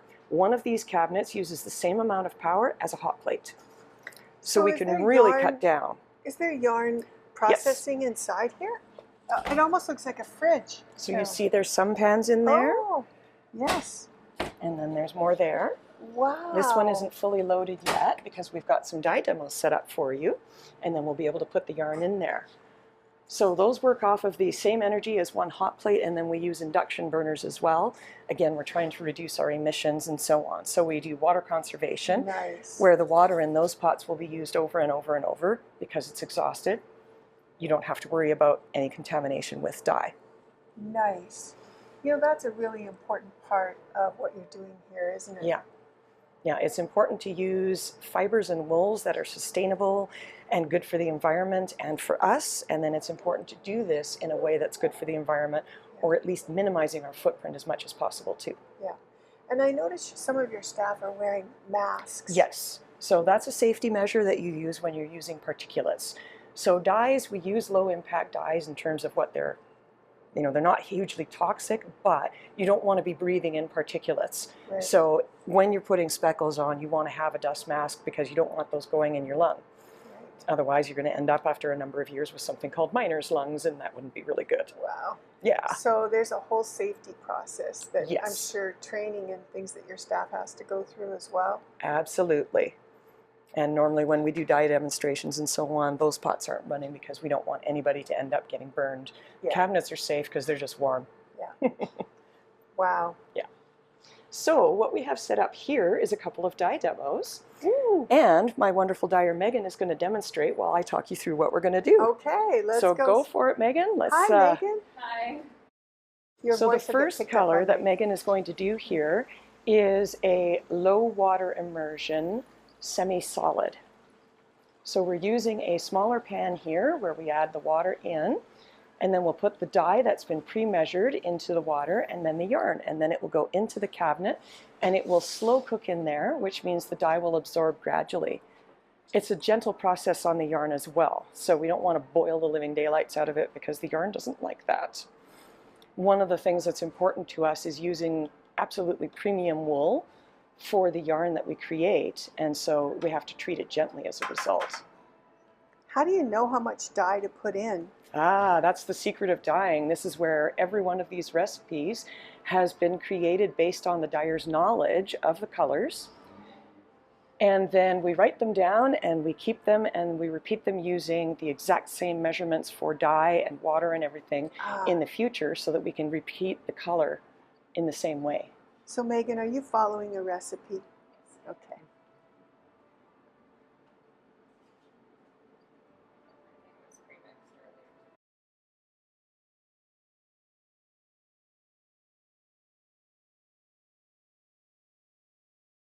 And which color are you doing? Spring leaf. Right, spring leaf. I thought so, but you know, that would be the moment that I would be embarrassed to find out I was wrong. Given that I created spring leaf, that would be super mortifying, wouldn't it? That's such a pretty green, isn't it? It Yeah. looks so grassy and springy and It's yeah. a really nice, friendly green. I've been After actually the enjoying rain. knitting with it. I'm working on, eventually I'll get it done, Stephen West's Aurora cabin shawl, and it's one of the colors I'm using in there. wow. Yeah. Wow. So, Megan, it looks like you're having a lot of fun with this. Do you like dyeing? I do, yeah. Yeah. No worries. So dyeing actually is a lot of fun. Yeah. It takes somebody who does have the ability to take each individual pan and turn it into a unique experience in terms of the creation. And all of the people that work with me are doing that. So each one of these, each colorway that we create, it's an artistic creation. And then each pan that you do, it's kind of hypnotic, and yarn can really hypnotize you when you're dyeing it. And you can kind of end up fondling it for quite a while if you're not careful. Yeah. So yeah, it is a lot of fun to do this. And I myself, I've been dyeing since I was 8 years old, and I haven't gotten bored of it yet. So I was going to say, it's almost like a surprise, isn't yes, it? Like you never yeah. know what you're going to get. It's an adventure every time. Yeah. And especially in Calgary, where our water's coming from the mountains, and so the mineral content of the water and the pH will change constantly based on what's going on. Was the weather hot? Did more snowpack melt? Did it rain? All of that will affect the water. So when we put the colors in, you have to adjust on the fly for that all the time. Wow. So it does definitely make it a unique experience every day that you go to dye a color. So if this wasn't turning out like you wanted it, would you add like more Yeah, dye? you can adjust dye, or if it was really going wrong, then what we might do in this case, for example, is turn this into a dark green instead. That dye sort a of thing. different color. So what happens is you go, the first thing that you do in the day, the first pan of dye that you put yarn into, you'll know what the water's going to behave like from experience. Right. And then after that, you can kind of adjust and decide, okay, maybe this isn't a good day for that color. I'll just postpone it until the next day or whatever. Yeah. Or you might realize it's a really great day. So spring runoff, for example, is really great for getting colors that are really vivid and bright and shatter dramatically. So frolic, for example, is really bright and frolicsome in the spring. And in the middle of summer, August type, it's much quieter and calmer and a little more boring because it has completely different content in the water. Wow. Yeah. Alrighty. So the second pan that we have here, Megan has set up so that we can do a speckle color for you. And what color did you plan on this one? This one is Saison. Perfect. So Megan is going to do a colorway called Saison. This is one of my absolute favorite colors to dye. I will admit that with some reluctance, but joy in my heart at the same time, I have passed it along so that the others can do it too. Megan in particular does a wonderful job with Saison, and I really like the intensity and vividness of Megan's dyeing. So perfect match there. And tell us a little bit about some of the names of your colors. I know some are named after artists Yes. and painters. So in this case, this was a series that I did a couple of years ago, and I chose 15 of my favorite paintings done by Impressionist artists, and we named the colorways after the paintings and the colors were drawn from them. So in this case, it's actually Monet, A Still Life. And you can go, and if you look at the full color name, you can actually find the painting that corresponds to it online and have a look at where the colorway came from and see what inspired us. Wow. So all of the colorway names talk about what the story behind the colorway is. So it might be a simple story, like Spring Leaf is something where you know how it's been, you've been cooped up over winter, and it's so nice to finally get out there and go for a walk and see the new leaves coming out of the trees, and it's so exciting. And I always do this thing where I pay attention to the date. So what was the date this year where I saw the first new leaf on a tree? So I remember one time it was April 16th. This year it wasn't until May something. Unfortunately, I didn't quite pay attention to the date enough to remember it, but I was quite annoyed that it wasn't until May. Anyway, Yeah. they all have stories behind them. They all have an inspiration, because I'm the kind of person who can't just put dye on yarn and say it's pretty. I have to have a reason for it. Yes. And I I'm really lucky with the dyers that I have, because all of them are artists as well. And Megan in particular, well, not in particular, they all are. They're graduates of the Art University here, and they're artists in their own right. So when they create colorways, it's the same idea. It's an artistic creation, not just colors on a yarn. We did put out a series of colors recently that were done by my dyers. So the spring collection that had things like cedar waxwing, that was one of Megan's. Oh, Yeah, absolutely stunning. So what Megan has done is put the background color on. There was acid in the water there to make the dye grab unevenly. right. And now Megan is going to speckle it. So the acid makes the dye grab unevenly? Yes. Oh, okay. So you'll notice spring leaf is sitting in there and it's thinking about things and gently blooming out of its bud. Yeah. And it has no acid in the water. It will go into the cabinet, it will cook for a while, and then we'll add the acid later. You can combine techniques, so you can pour dye on yarn, and you can see what's happening there with Megan is pouring dye on this yarn. Yes. And because there's acid on it, you can do some really fun effects, like if you look at that, that color is breaking into multiple shades. So you can get some really complex effects based on the technique that you use. Yeah. And I very much enjoy the effect of mixing techniques. Okay, so now she's pouring another color on it. Yes. So is this what's known as like layering, or? Yes. So this now has 3 colors poured on there, and then there will be a series of speckles added on. And each side is different on this colorway too. So there'll be a completely different series of pours and speckles on the other side. But this will have to go into the cabinet and bake for a while so that this side sets. Right. So this is a pretty extensive process. It takes, it's not going to be done all in one setting or one time, right? No.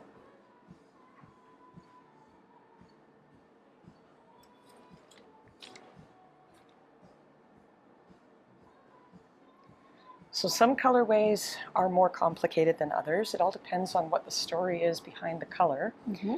When you're working from another artist's work, obviously you don't want to directly copy it because Right. that's plagiarism, but when you're using their inspiration, you want to get a feel of that original artwork. And of course, Impressionists used very, very complex colors.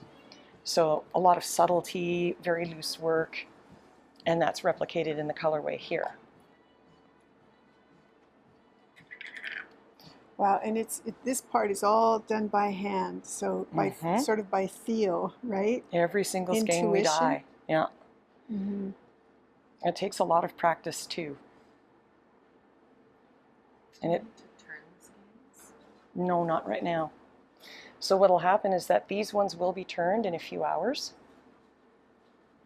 And we Wow. want the speckles to set on this side because otherwise they'll turn into sort of a homogeneous brown blob, which really is not what we're going for. So they have to be heated in order to set.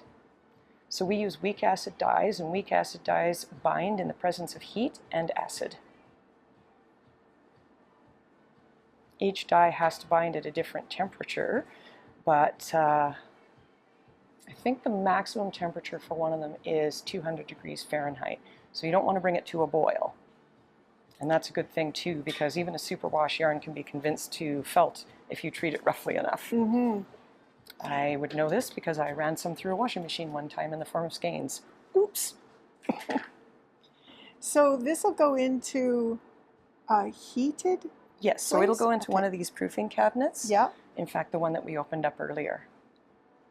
Wow, and how long will it stay in the proofing cabinet? It'll stay in for several hours, and the amount of time will vary based on how much water's in the pan, and it will depend on what type of dye is on it. Yeah. So some colors need to set for longer than others. Yellows, for example, like to take a long time to set. Mm. Red moves like lightning. Wow. Yeah.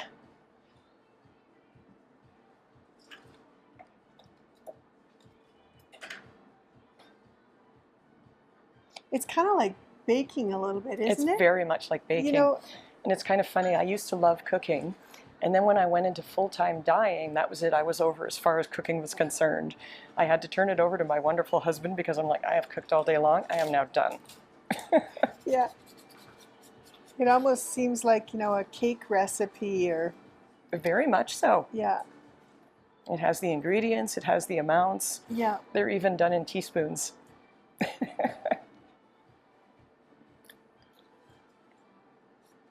Okay. So now Megan is going to put this into the cabinet. And you can see that there's various colorways already in there. So some days we might dye all one color on a bunch of different bases, and then other days we might dye a number of different colors. It'll all depend on what's on order and what we need to restock. Wow.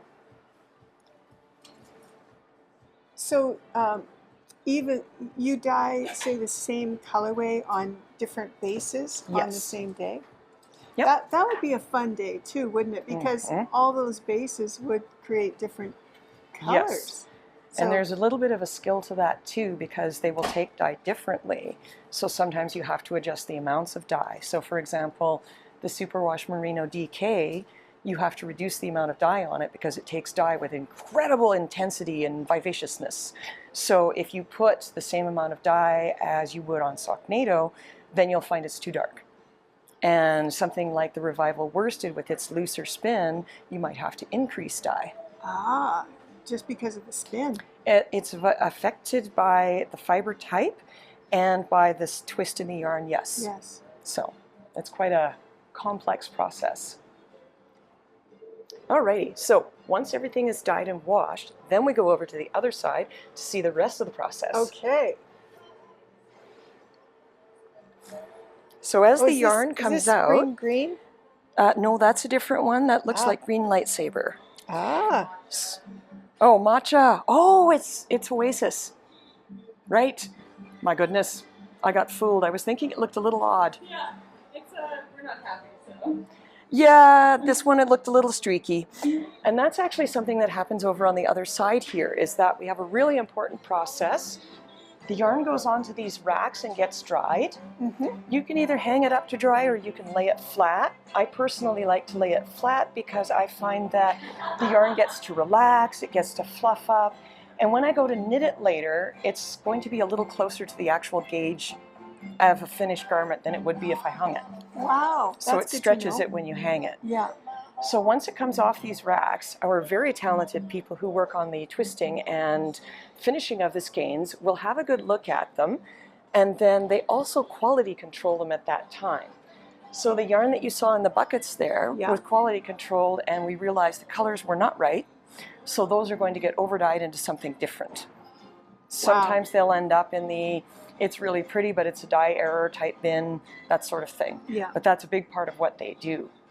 So once it's been quality controlled for color, then what happens is that the skein ties that are extra get removed. The skeins are going to get evaluated in terms of, are there any yarn flaws, like a bunch of gnaws, or snags in the spinning, big slubs or lumps, and then they get twisted on these machines that we use from a very, very wonderful inventor who developed them partway through my career as a dyer, and I am so grateful we have them, because I found out my elbows are only rated for 50,000 skeins. So Heather, could you demonstrate twisting a skein of yarn? Ooh. What's that one? This is a test dye. Yes. Just so we preemptively tell people that this is not a... Yeah. This isn't part of the lineup? No. No. So sometimes when we're playing with a concept, we'll test it out, see how things look, and then we'll do the completed full colorway later on. So this was one that gives you a chance to see how the different colors play together. Yes, that's so pretty. Okay, so I just saw you hide the It's tucked in the knot. tucked in the knot. So the reason that we twist the skeins is to make them tidy and keep them from getting tangled and worn in a shop. And it's easy for you to put away in this put up as well. So we tuck the knot in there because if it's hanging loose, it can get snagged. So from here, what'll happen is that, again, we get a good quick look at that skein, make sure that everything looks right, and then it's going to be labeled. Nice. Right.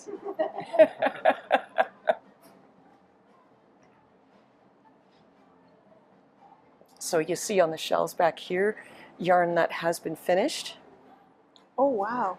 And bagged up too in skeins of 5 or... So we pack them up in bags of 5 or 10. We also have a lot of sweater kits there, shawl kits. So these are extras that stay in the back because we have these colors out front as well. I see. Yeah. So these are ready for wholesale orders, that sort of thing. Nice. And you make minis and store them too? Yes, so we do cut our own mini skeins. And the reason I do that is because when you dye a pre-wound mini, it can come out differently from the full-size skein. If you like a mini and want to buy that colorway, it's really frustrating if you get a big skein and it behaves differently. So what we do is we dye them as full skeins and then we wind them into minis.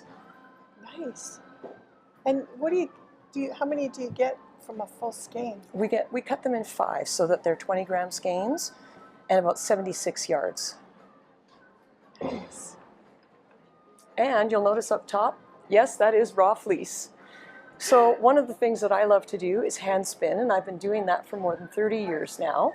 And one of the fun things that we're going to be offering here is classes on spinning and processing wool, so that people who like to spin can take their raw fleeces and work right from there to the finished product. Wow. When are you going to be doing that, Caroline? This summer. Really? I think Cynthia wants to come down. Yeah? Can you see that thumbs up? Excellent. Wow. Well, those are really nice. They come from Brincellan Estates, and they are Gotland Finn cross fleeces. Yum, yum. Good, okay. So, what a lovely lounge this is. Yes. This is so nice. Here we are with 2 of our favorite people, Barb. I know. Yeah. So this is Dan and Carolyn from Ancient Arts. And thank you so much, Heather. And we're just here, you know, having a little chat after our studio tour and our dye tour. Yes. So thank you so much for letting us go through the dye studio. And, thank you for taking the time to come down to Calgary and see us. Of course. Yeah. It's amazing. It's so much fun now because we don't have the store anymore. It's like we're free. You know, we can do the things that we wanted to do for the last few years. I love it. Adventures. Yeah, exactly. I'm going to grab this water here. Yes. So, Carolyn, I thought maybe what we could do, and Dan, is we could now talk a little bit about some of the designs, because not only do you dye yarn, and there must be, how many bases do you dye on now? 1, 2, Oh, there's a list. 3, 4, Yeah. 5, 6, 7, 8, 9, 10, 11, 12, 13, I guess? 13 feels like the 13 answer. bases. A baker's dozen. A baker's dozen. We have to get a picture too of that list that they have up, because it's such a great It is. reminder of some of the great yarns that you dye. Yeah. And not only do you do that, you're also a knitwear designer too. And so I was wondering if you could just share with us a little bit about maybe some of your favorite designs. Oh, well, I will admit that I started designing back when I was a kid, because I have never knit a thing that I didn't change the pattern somehow, until actually I started knitting for samples for show. But it was something that I always really enjoyed. I enjoyed what I thought of as a kid as the plasticity of knitting, how you could just set out to create things. And I think my first designs were actually done in my teens, and they were making clothes for people's stuffed animals. So friends would come to me and they'd be like, I've got this little lion and I would like to have a cloak for him because he's got to be like a superhero. Yeah. So I would knit the lion a superhero cloak and things like that. And I did a lot of sock design for myself because I have differently shaped feet from some people. So that was something that I did a lot for myself in my 20s. I would knit my own shawls. Didn't really do a lot of sweater design because I was very interested in more flat things or round things in terms of how their geometries work together. Once I started creating my own yarn lines, one day a very wise woman named Barb Brown said to me, "Why aren't you publishing your designs?" And I said, "What? Why?" So she's the one who actually got me started about 10 years ago. Nice. So we actually collaborated on the Elegant Evening scarf together. Aww. Yeah, so that was the first one that we published, and then from there it just took off. So I've designed all sorts of different things, including gloves and socks, various accessories, cowls, and so on. But I think where my heart lies for design would have to be shawls. May I? Yes, absolutely. I love this one. Dan and I are going to hold this one up while we talk about it. So this was a design for Vogue Knitting, wasn't No, it? actually, this one wasn't Vogue Knitting. Oh, This sorry. one was published through our company. So Oh. what we've done is, well, what I've done is I've designed for some magazines. I don't do a lot of it for magazines because you have to work within certain limitations. Right. But some of them are published through our company. So they're using our yarns and they're meant to bring in the whole reason for the yarn and then a story, because all of my shawls have stories Yeah. hidden inside them. I'm gonna take this. So out this and one was published show it through to our the company. Yeah, good idea. Yeah. But there were a number that were designed for Vogue Knitting, and I've also designed for Interweave, including Wool Studio most recently. And this Oh. one's called This one is called the Roman Villa Shawl. Roman Villa. And so this uses the yarn called Lascaux, and the idea is that it uses a shape that dates back to the Bronze Age. So it is a wool that the Romans could have seen in Britain when they occupied Britain. Oh. And it's also based off of the plan of a Roman villa and then the mosaics and the frescoes that you would find in a Roman villa. So what I did was I chose the colors from the floors, and then the patterns all represent something out of a villa. So you have these sort of square patterns here, they're for the tesserae that make up the mosaic floors. The mosaic patterns themselves are all found in Roman floors. And then you have things like these that represent certain shapes that you would have in Roman mosaics. And you have certain bands of colors that you would see edging, this one too, edging frescoes in a villa. So the whole thing is to talk about a Roman villa and how they build up over time. I had a lot of fun with that one because I have an archaeology background, and I was able to pull that out and put it into the shawl. Nice. And then the center panel looks like diamonds.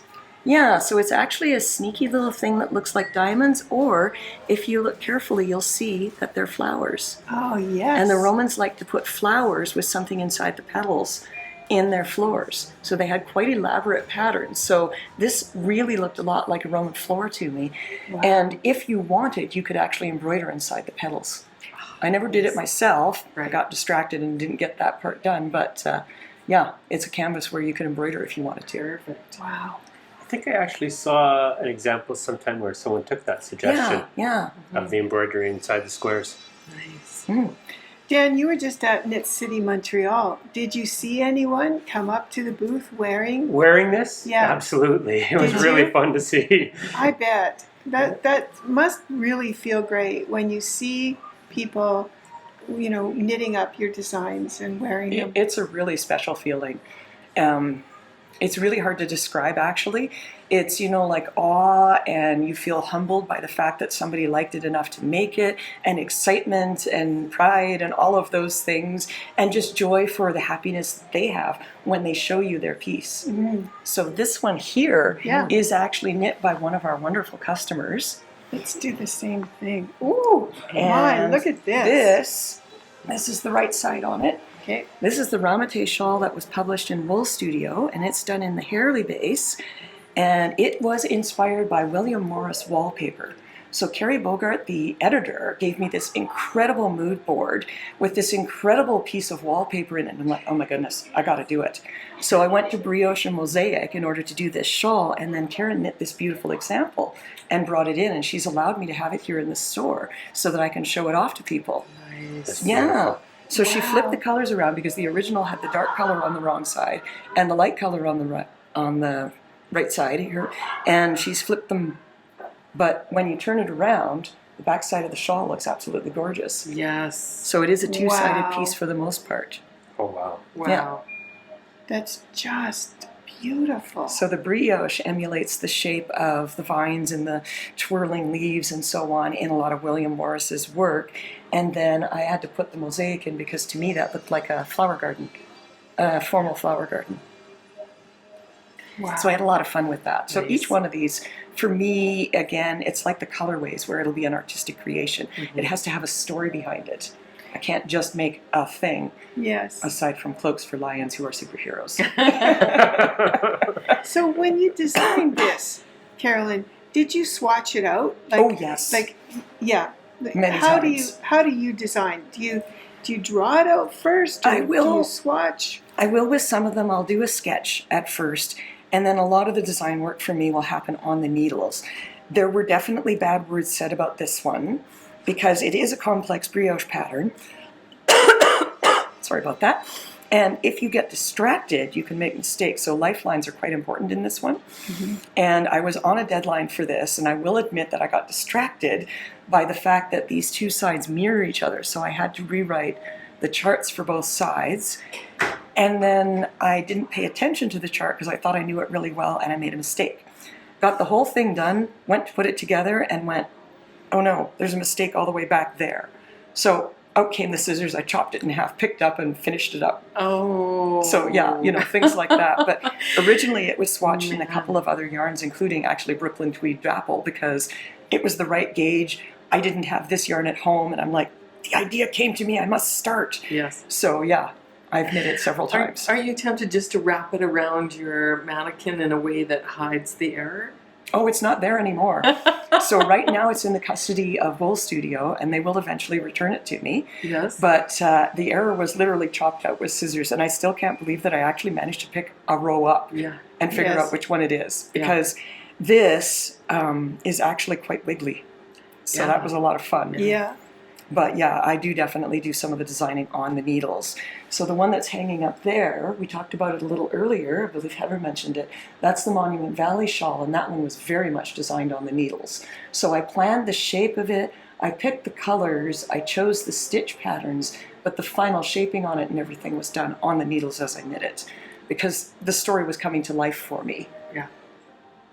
So this one is about the Red Rock Canyons and the big huge skies and the vistas and the clouds.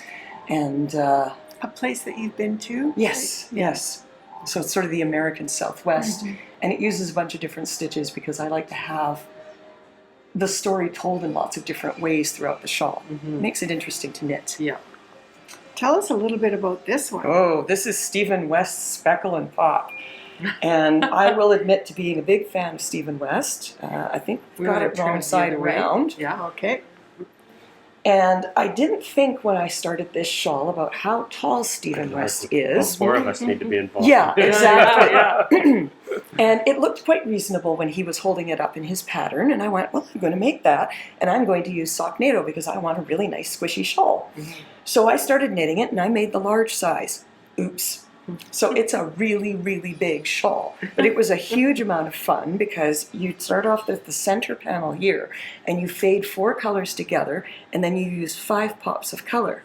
Wow. He is a naughty man because there's a lot of ends to weave in there. But he also did invent his Weave and Steven method, right, which makes it a lot less painful if you use that. And then, of course, there's this section down here and the chevron border. And I will admit that I started going crazy with colors and I started adding some extra ones in down in the bottom in the chevrons. And if you make the large, you will have to cast off using an I-cord bind off in 5 colors on 1,050 stitches. So I strongly suggest the small size for wearability and reduction of I-cord trauma. Yeah. But it is fabulous in the Socknado because it's really bouncy and cushy. Isn't it ever? Yeah. So it's a fun example of what that yarn can do. And I've been wearing this one now for 4 years or something like that, and it stood up really well to it. Oh, is it ever? I like to call Socknado a plump finger. Yes. You know, like it's... Yeah, another name is a heavy fingering sometimes. Mm-hmm. So you'll see fine fingering or light fingering. Those are usually the 400 meter to 100 gram ones, and this is 350 meters to 100 grams because it does give you that sort of multi-purpose element to it. Yeah. So good for sweaters, for example, because it is just that little bit cushier. Yes. Well, while we're there, when we were looking at the Socknado, this skein just jumped right into my hands. And Heather told me I had to ask you about this one because... Oh, yes. This is called I Met Stephen West and I Liked It. And I did meet Stephen West a number of times, and I have humiliated myself every time, and he is the most gracious man ever.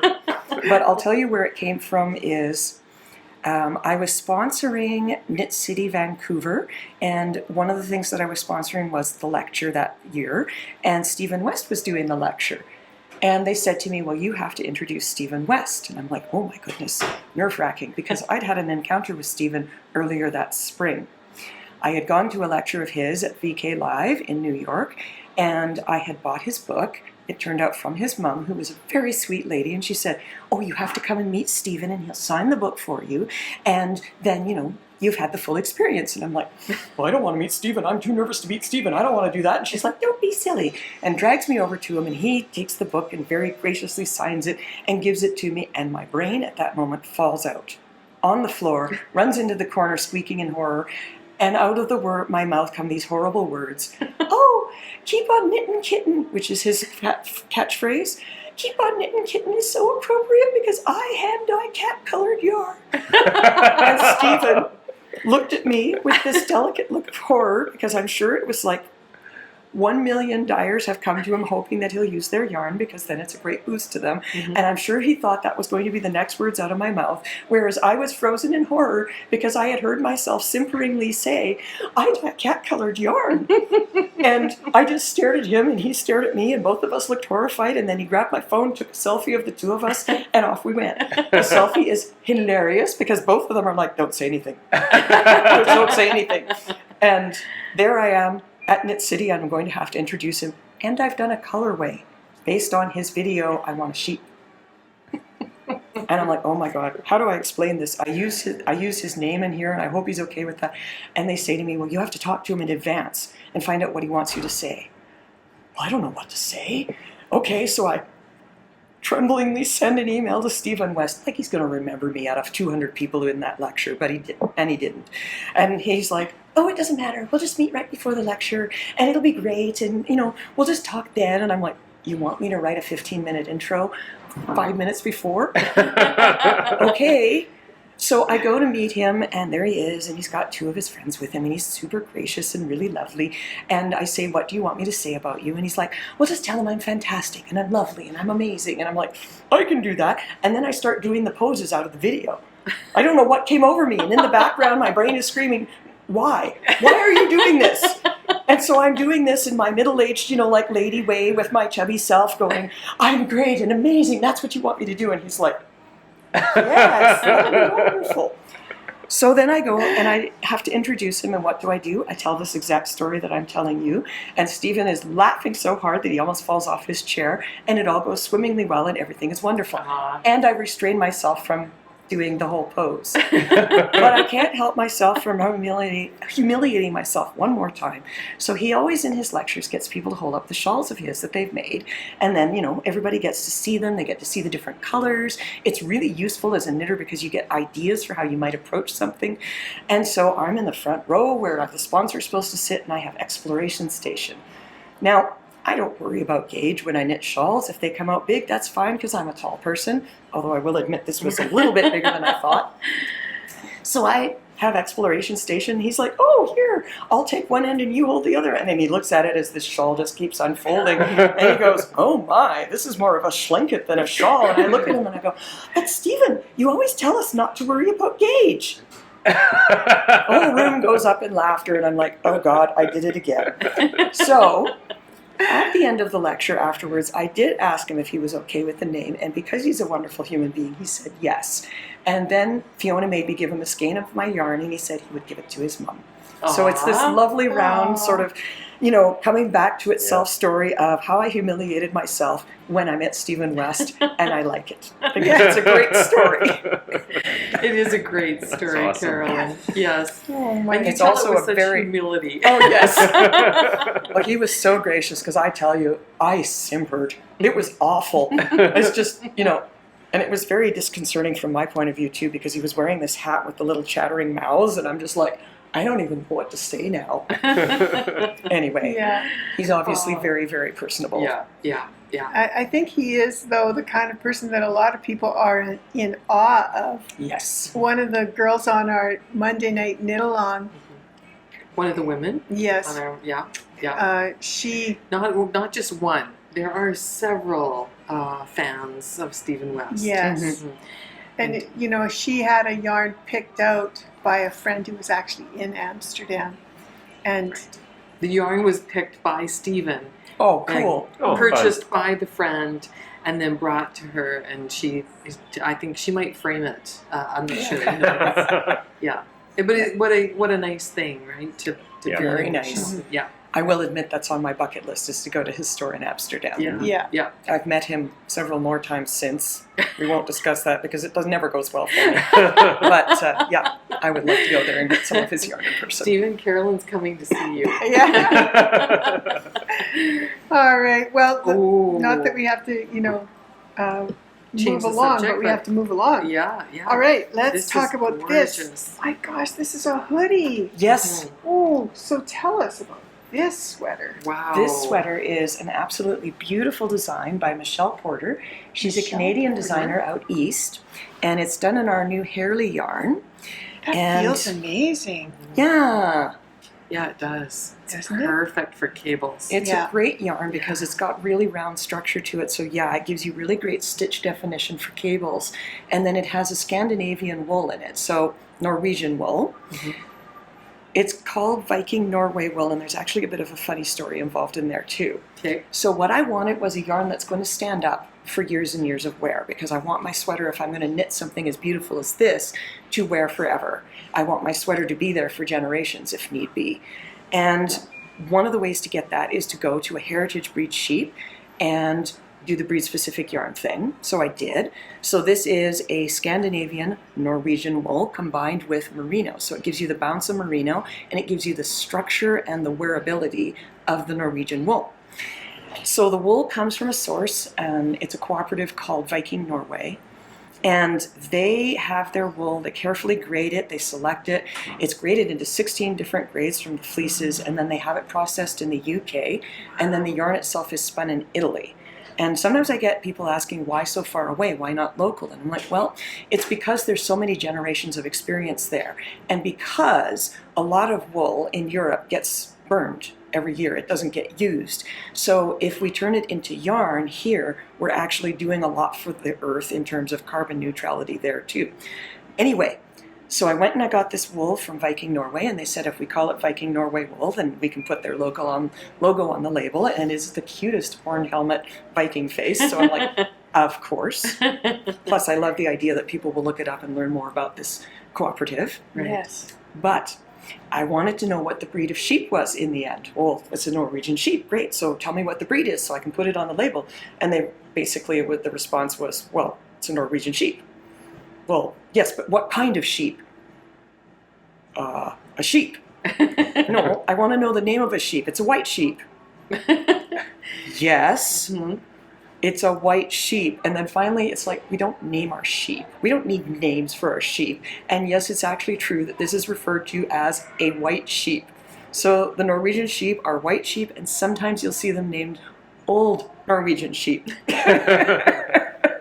So it's Oh my Viking Norway gosh. wool, but that's what it is a Yeah. Norwegian sheep. They've been around for millennia there.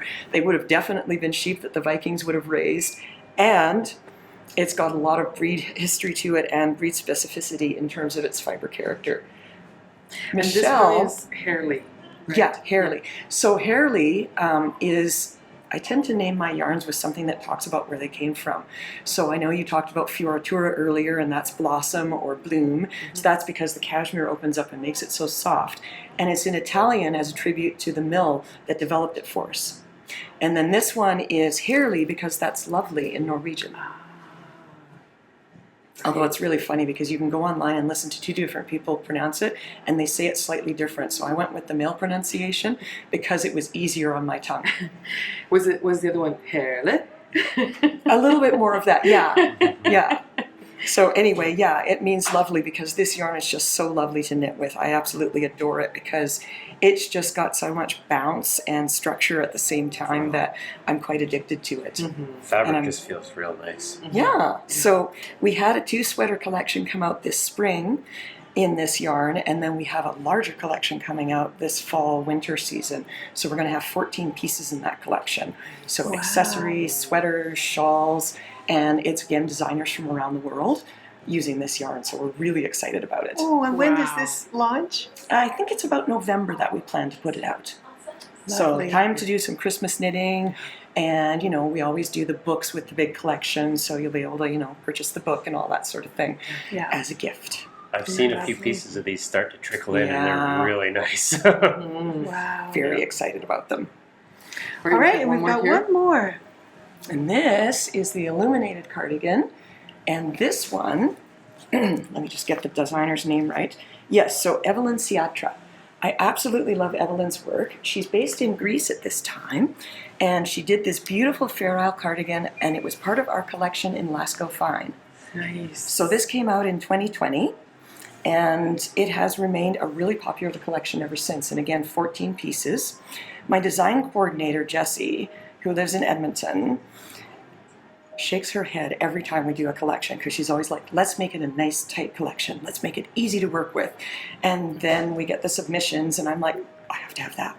And I have to have that. I have to have that. And I've got to have that. Yeah. And she's like, there we go again. But she's amazing, and she puts these together in absolutely beautiful format. So this was one of them that I absolutely adore because it really did show how the 2-ply version in a fingering weight of this yarn is so ideal for color work. So each version of the Lascaux yarn base is designed for a different thing. So in the fingering weight yarn, it's a 2-ply with the right twist to give you a really good yarn for lace and for color work. So when you do a 2-ply yarn for lace, you get a better structure. The holes open out so that you have a more lacy look to it. And with the color work, the strands bed together better, so it gives you an evener, more smooth surface on your finished piece. And it's easier in terms of getting the tension right on it. So some of my first stranded color work when I went to a fingering was done with the Lascaux, and I couldn't believe it because it made me look like an expert. So I was like, well, apparently I and the mill got this right. Yay for us. And then when you move into the DK that we looked at in this shawl, it's a 3-ply with a different twist on it, and that means that you can do cables and twisted stitches and things like that. So you get the definition for that. So each one of them has a different type of structure and a different amount of twist depending on what you're supposed to do with it. How many colors are in this cardigan? Do you know? Offhand? About We can 10? look it up. Yeah. Yeah, we'll have to look it up later. I'm not quite sure. 1, 2, Oh, 3, perfect. Yes, we always write that down. 6, 7, 8, 9. 9 at least. Nice. Yeah. Yeah. And you know, this, I got a book called Mittens of Latvia.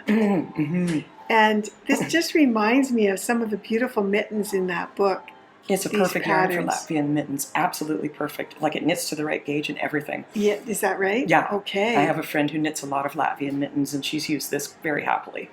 Might have to leave with a bit of that today. You know? Yeah. Just saying. Yeah. And then I see this on the table. Mm-hmm. Yeah. Why don't you talk about this, Barb? Okay, well, Yeah. this is one of my favorite yarns of yours, Carolyn. I love Oasis.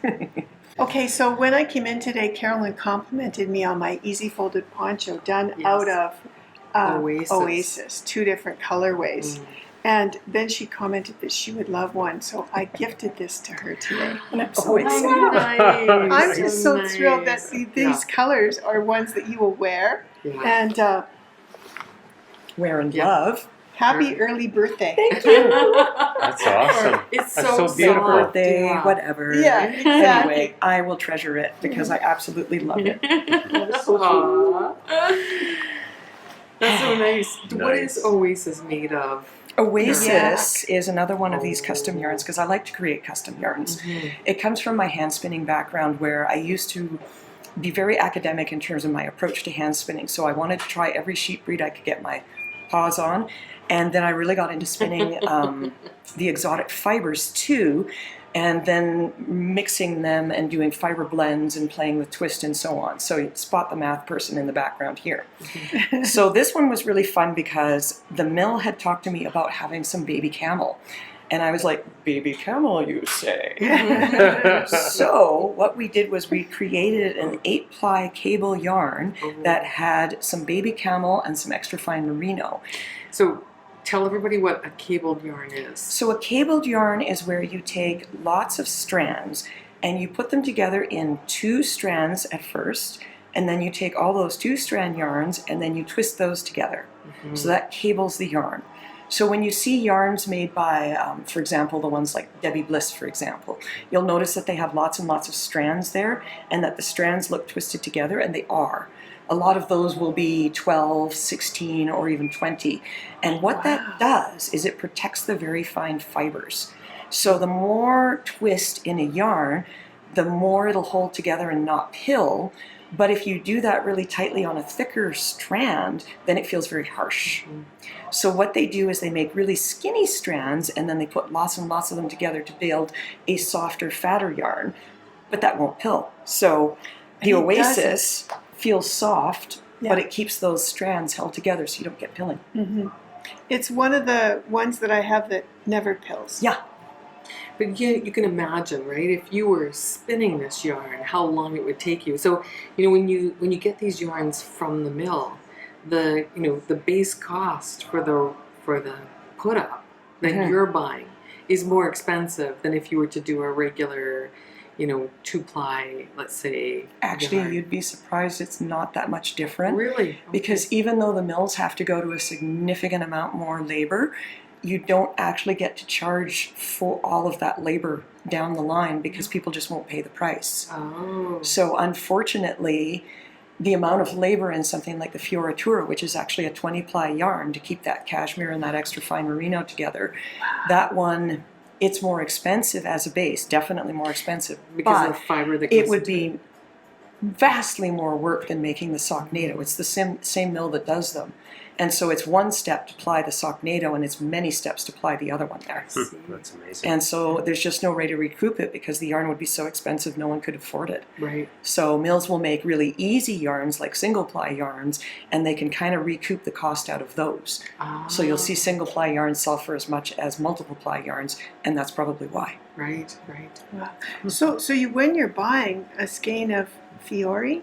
Fioratura, you are getting a very labor-intensive yarn. Yes. A very expensive yarn. If you had to pay, dollars per hour.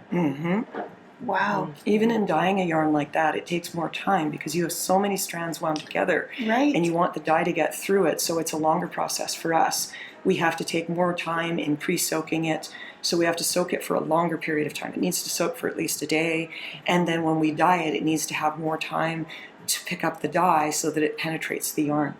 So I'm glad you brought that up, Carolyn, because I'm wondering if the same rule applies for swatches. Like if you were to do a swatch, right? And we've all been really good about making swatches before we do a sweater.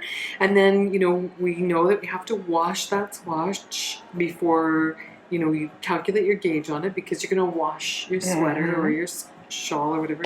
So with a cabled yarn, do you think you might have to soak your swatch longer to, allow that moisture to penetrate? It all depends on whether it's been hand dyed or whether it is a commercial yarn. Hand dyed will pick up water faster because commercially dyed yarns usually have some sort of coatings on them. There could be 2, 3, 4 coatings on them for various different purposes. Hand dyed yarns will have no coating, so the water will penetrate faster. But when I did get that yarn, I did pay attention to that, and yes, you definitely do have to soak it longer, and you have to squish it more. Because that yarn in a nice, well, I'm trying to remember if the stitch count made a difference, and I think it did a little bit, but not that much. It definitely could use a squish because the water bubbles would just sit there, and you could see them sitting in the swatch. And I'm impatient. I don't want to soak for a long period of time. I want to get that swatch on there, and I want to get it dry because I want to start my project. So yeah, squishing it definitely helps gently because you don't want to fray those fibers out of the yarn. But yeah, it does make a difference. Yeah. And do you think, did you notice a big difference before and after? No, because this Swatching? one's hand dyed. It settles the stitches for sure, so it evens it out just like it would with any swatch. So I think there is somewhat of a difference, but hand dyed will make a difference. It's never as far away from the final as a commercially dyed yarn, and there's actually a really good reason for that. And that's because commercially done yarn will be dyed, dried, and it's hung to dry, and then it's wound under high tension. Whether it's a ball or it's a skein, it's wound under very high tension. So the yarn is like that. It hasn't been washed again after it's had anything done to it. Right. So it's sitting there and it's like, oh my goodness, it's really tense. And then you wash it and it goes, oh, thank God. And it just spreads out. So it will make a bigger difference on your gauge than a hand dyed. And that is why I lay my yarn to dry when we're doing our dyeing, is again, that makes the yarn, it gives it the ability to go, oh yeah, I'm feeling really comfy here. Yeah. So it doesn't stretch it out as much. When you twist it into skeins, of course, it does put it back a little bit more tight, but you still get it closer than you would otherwise. It may take a little bit longer for it to dry if it's laying flat than if it were hanging. No, that's the crazy thing is it really doesn't. Okay. Because I'm a math person, Yes. I had to actually do all of this testing beforehand. Yes. I had gotten into the laying it flat to dry with the hand spun yarn because it made a big difference to that. And then of course, because I'm all about, okay, let's make sure that we don't put any more labor into the yarn than we need to, because otherwise we have to pass it along to the customer. Let's now time it. So I literally did that, and it takes the same amount of time. Oh, okay. Yeah. Nice. It's always dry the next day. Yeah. Yeah. Yeah. Thank you so much, you guys, for hanging out with us and for talking to us. It's always so interesting to talk to you both. And Dan, you maybe just give us a couple of minutes and tell us what is your role in the company. My role in the company is a little bit of jack of all trades. Yeah.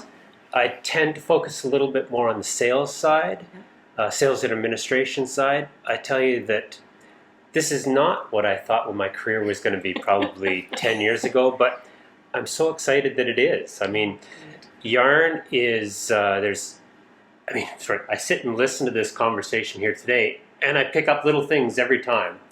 So there's so much to learn, and when I get the chance to talk with, whether it's customers coming in here or at Knit City or on the phone to yarn shop owners, there's just an excitement in all of their voices always. They're just they're always happy to hear about whatever yarn we're talking about. And I'm not a knitter, but I've learned an awful lot about yarn over the last little while, and I'm surprised that I can even pass on little bits of knowledge to people that I've gained through kind of osmosis, I guess, or something like that. I don't know. Yeah. Anyways, so yeah, my role is sales, administration, and then any other little things that need to be done in, as a small business owner, there's always things that are coming your way that are a little bit different. He's the guy who stores the boxes on the 14-foot high shelf. That's actually something I was doing just earlier today. The ladder needs to be climbed. You're on it? Yeah. And I want to know who takes out the garbage. Because I that took was out- always the job at our store that, We've got an awesome team that rotates among that. I did happen to take out the garbage today, but I never have to ask for it to be taken out because there's just always someone in our team that pitches in because we've got great people that we work with. So. You're lucky. Tell us a little bit about your team, because you're absolutely right. It takes a great team to make a great company work together. And how many folks do you have? And we've got, including myself and Caroline, there are... And Jesse. I was going to get to 13. Okay. Yeah, 13. Sorry, myself. So there's a dozen of us that work at this facility, and then Jessie works out of Edmonton, out of her home. But here we've got four dyers. Is that right? Well, it all depends on whether you include me or not. 5 dyers, including Caroline. 5 dyers, including Caroline. We've got two in production. We've got Wendy in sales, and then we've got another person that works with us on Saturdays as kind of an extra salesperson. retail. Yeah. And then as a small business, everybody needs to kind of be flexible. There's no hard boundaries between who works in the dye area, who works in the production area, which is and that's the finishing that we showed, the skein finishing that we showed earlier. There's a little bit of flow out into sales. There's a little bit of, kind of when we're doing a show, everybody's got to be all hands on deck to get ready for that. Yeah. So yeah, everybody's got, a little bit of different parts to their roles. So. Nice. Well, and then it's important to me that it's a collaborative process. So when we're designing colors, all of the staff can have a say in those colors. So each of the dyers will create colors based off of their own personal interests, but there are times where we'll pull in the other people and they will direct the colors. They'll give the ideas because I think that's really fun. So our May the 4th colors, for example, are collaborative, 12-person colors. Nice. May the 4th, like as in Star Wars You Day? betcha. Okay. I think that's another thing that we kind of share is just a little bit of interest in the, the geeky side of things. Yeah. Perfect. Yeah, geeky side for sure. We definitely like that sort of thing. And you're still dyeing cat colors. Oh, right? yes. Yes. Absolutely. Yeah. We still do cat and dog colors. We've been doing those for quite a long time now, and they're done both because they are really lovely for people who want to represent their pets or maybe memorialize a pet that's now gone, but they also are a way for us to fundraise and raise awareness for rescue charities.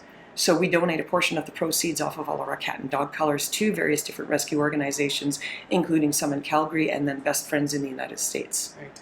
Yeah, so we dye those, super cute. Yeah. And I'd say that we have most cat colors represented. It's a little more challenge with dogs because a lot of breeds of dogs are actually the same color. Yes. Or they might have one breed that has many colors. So ask me what a poodle color is and it's like, well, apparently there are 7 registered colors. Ah, So with dogs we have base colors. right. Yeah. Well, and I hear that you're off to get a new cat today. Yes, we are. Mhm. That's pretty exciting. We're pretty excited. So sadly, studio cat Lily had some congenital issues that meant that her life was a little shorter. So she passed away a week ago, and her little buddy Sprite needs a friend. So we are off to get a rescue cat from Meow Foundation here in Calgary. And it is a little black fellow named Indigo. So we're really excited to bring him home and introduce him to Sprite, who will have somebody to play with toys with. Because Lily was a fabulous and wonderful pet. She was a great studio cat who supervised by stealing everybody's chairs. But she wasn't really a very active cat in terms of playing. So I think Sprite is going to be very happy about the whole thing, although she did steal every single toy that we bought for Indigo before he got them. We met Indigo a few days ago, and he's an awesome little guy. I'm so Yeah. excited to bring him home. Yeah. Nice. Yeah. And people can follow your stories on Instagram, right? I know Yeah. you do a lot of posting about your cats and things like that. So Yeah, They're we'll part be of the posting. family. yeah. We'll be putting Indigo up on the weekend so people get to meet him. So Nice. how can people follow you? On Instagram? Instagram, we are on Facebook, we are on Pinterest, although somebody, naming no names, that looks a lot like me needs to go and freshen that up. And of course we have a newsletter which you can sign up for, and you can do that off of our website, and then of course we have the website itself. So we have our own personal website, we don't sell through Etsy. Right. And then you'll find us at some shows. Great. That's Ancient Arts Fiber. We're, No. Let me see. we're annoying with the names. So our Facebook is Ancient Arts Fiber Crafts. Okay. On Instagram, we're Ancient Arts Yarns. Okay. And our website, if you put in Ancient Arts, will probably pop up, but it is Fibercrafts there as well. And the whole reason for that is because the company actually started from the spinning side. Right. Because somebody went and bought $1,600 of bison down one day, didn't consult with her husband because we can each buy whatever we want. Right. But when it's a larger purchase, we discuss it first, and someone might have got a little ahead of herself. So I walked through the door with my $1,600 of bison down, and he's like, "Oh, what did you buy that for?" And I'm like, "I'm starting a business." So I did. But because I was doing both spinning fibers and spindles and hand-dyed yarns, it was Fibercrafts. Right. But right. then when we started the Instagram, it was for the yarn side. Right. So, yeah. Here we go. I'm pretty sure that I bought bikes without consulting you, and I didn't start a bike company. No, I know, but you probably have enough bikes now you could. I could, yes. Oh man. I'm glad you did. Sorry. Sorry to interrupt. Do you still have the bison down? I do, some of it. And it's kind of funny because I stopped selling fibers for a number of years, but now that we have the storefront, we get so much request for it that I guess we're going to go back to it. So that wool that we saw in the back is part of it. Yeah. And we'll be bringing in fleeces, and we'll be doing dyeing and things like that. I saw you had some bats. Yeah, some some hand-dyed. tops. Yeah. So one last question. What does the future hold for Ancient Arts? Well, I'm very excited because we expanded our dye team as we moved here. So really it's going to be an interesting thing to start doing collections with the new dyers and new perspectives. And of course there have to be new yarns because I like creating new yarns. So we do have some in production. There might be a lighter version of Socknado in production.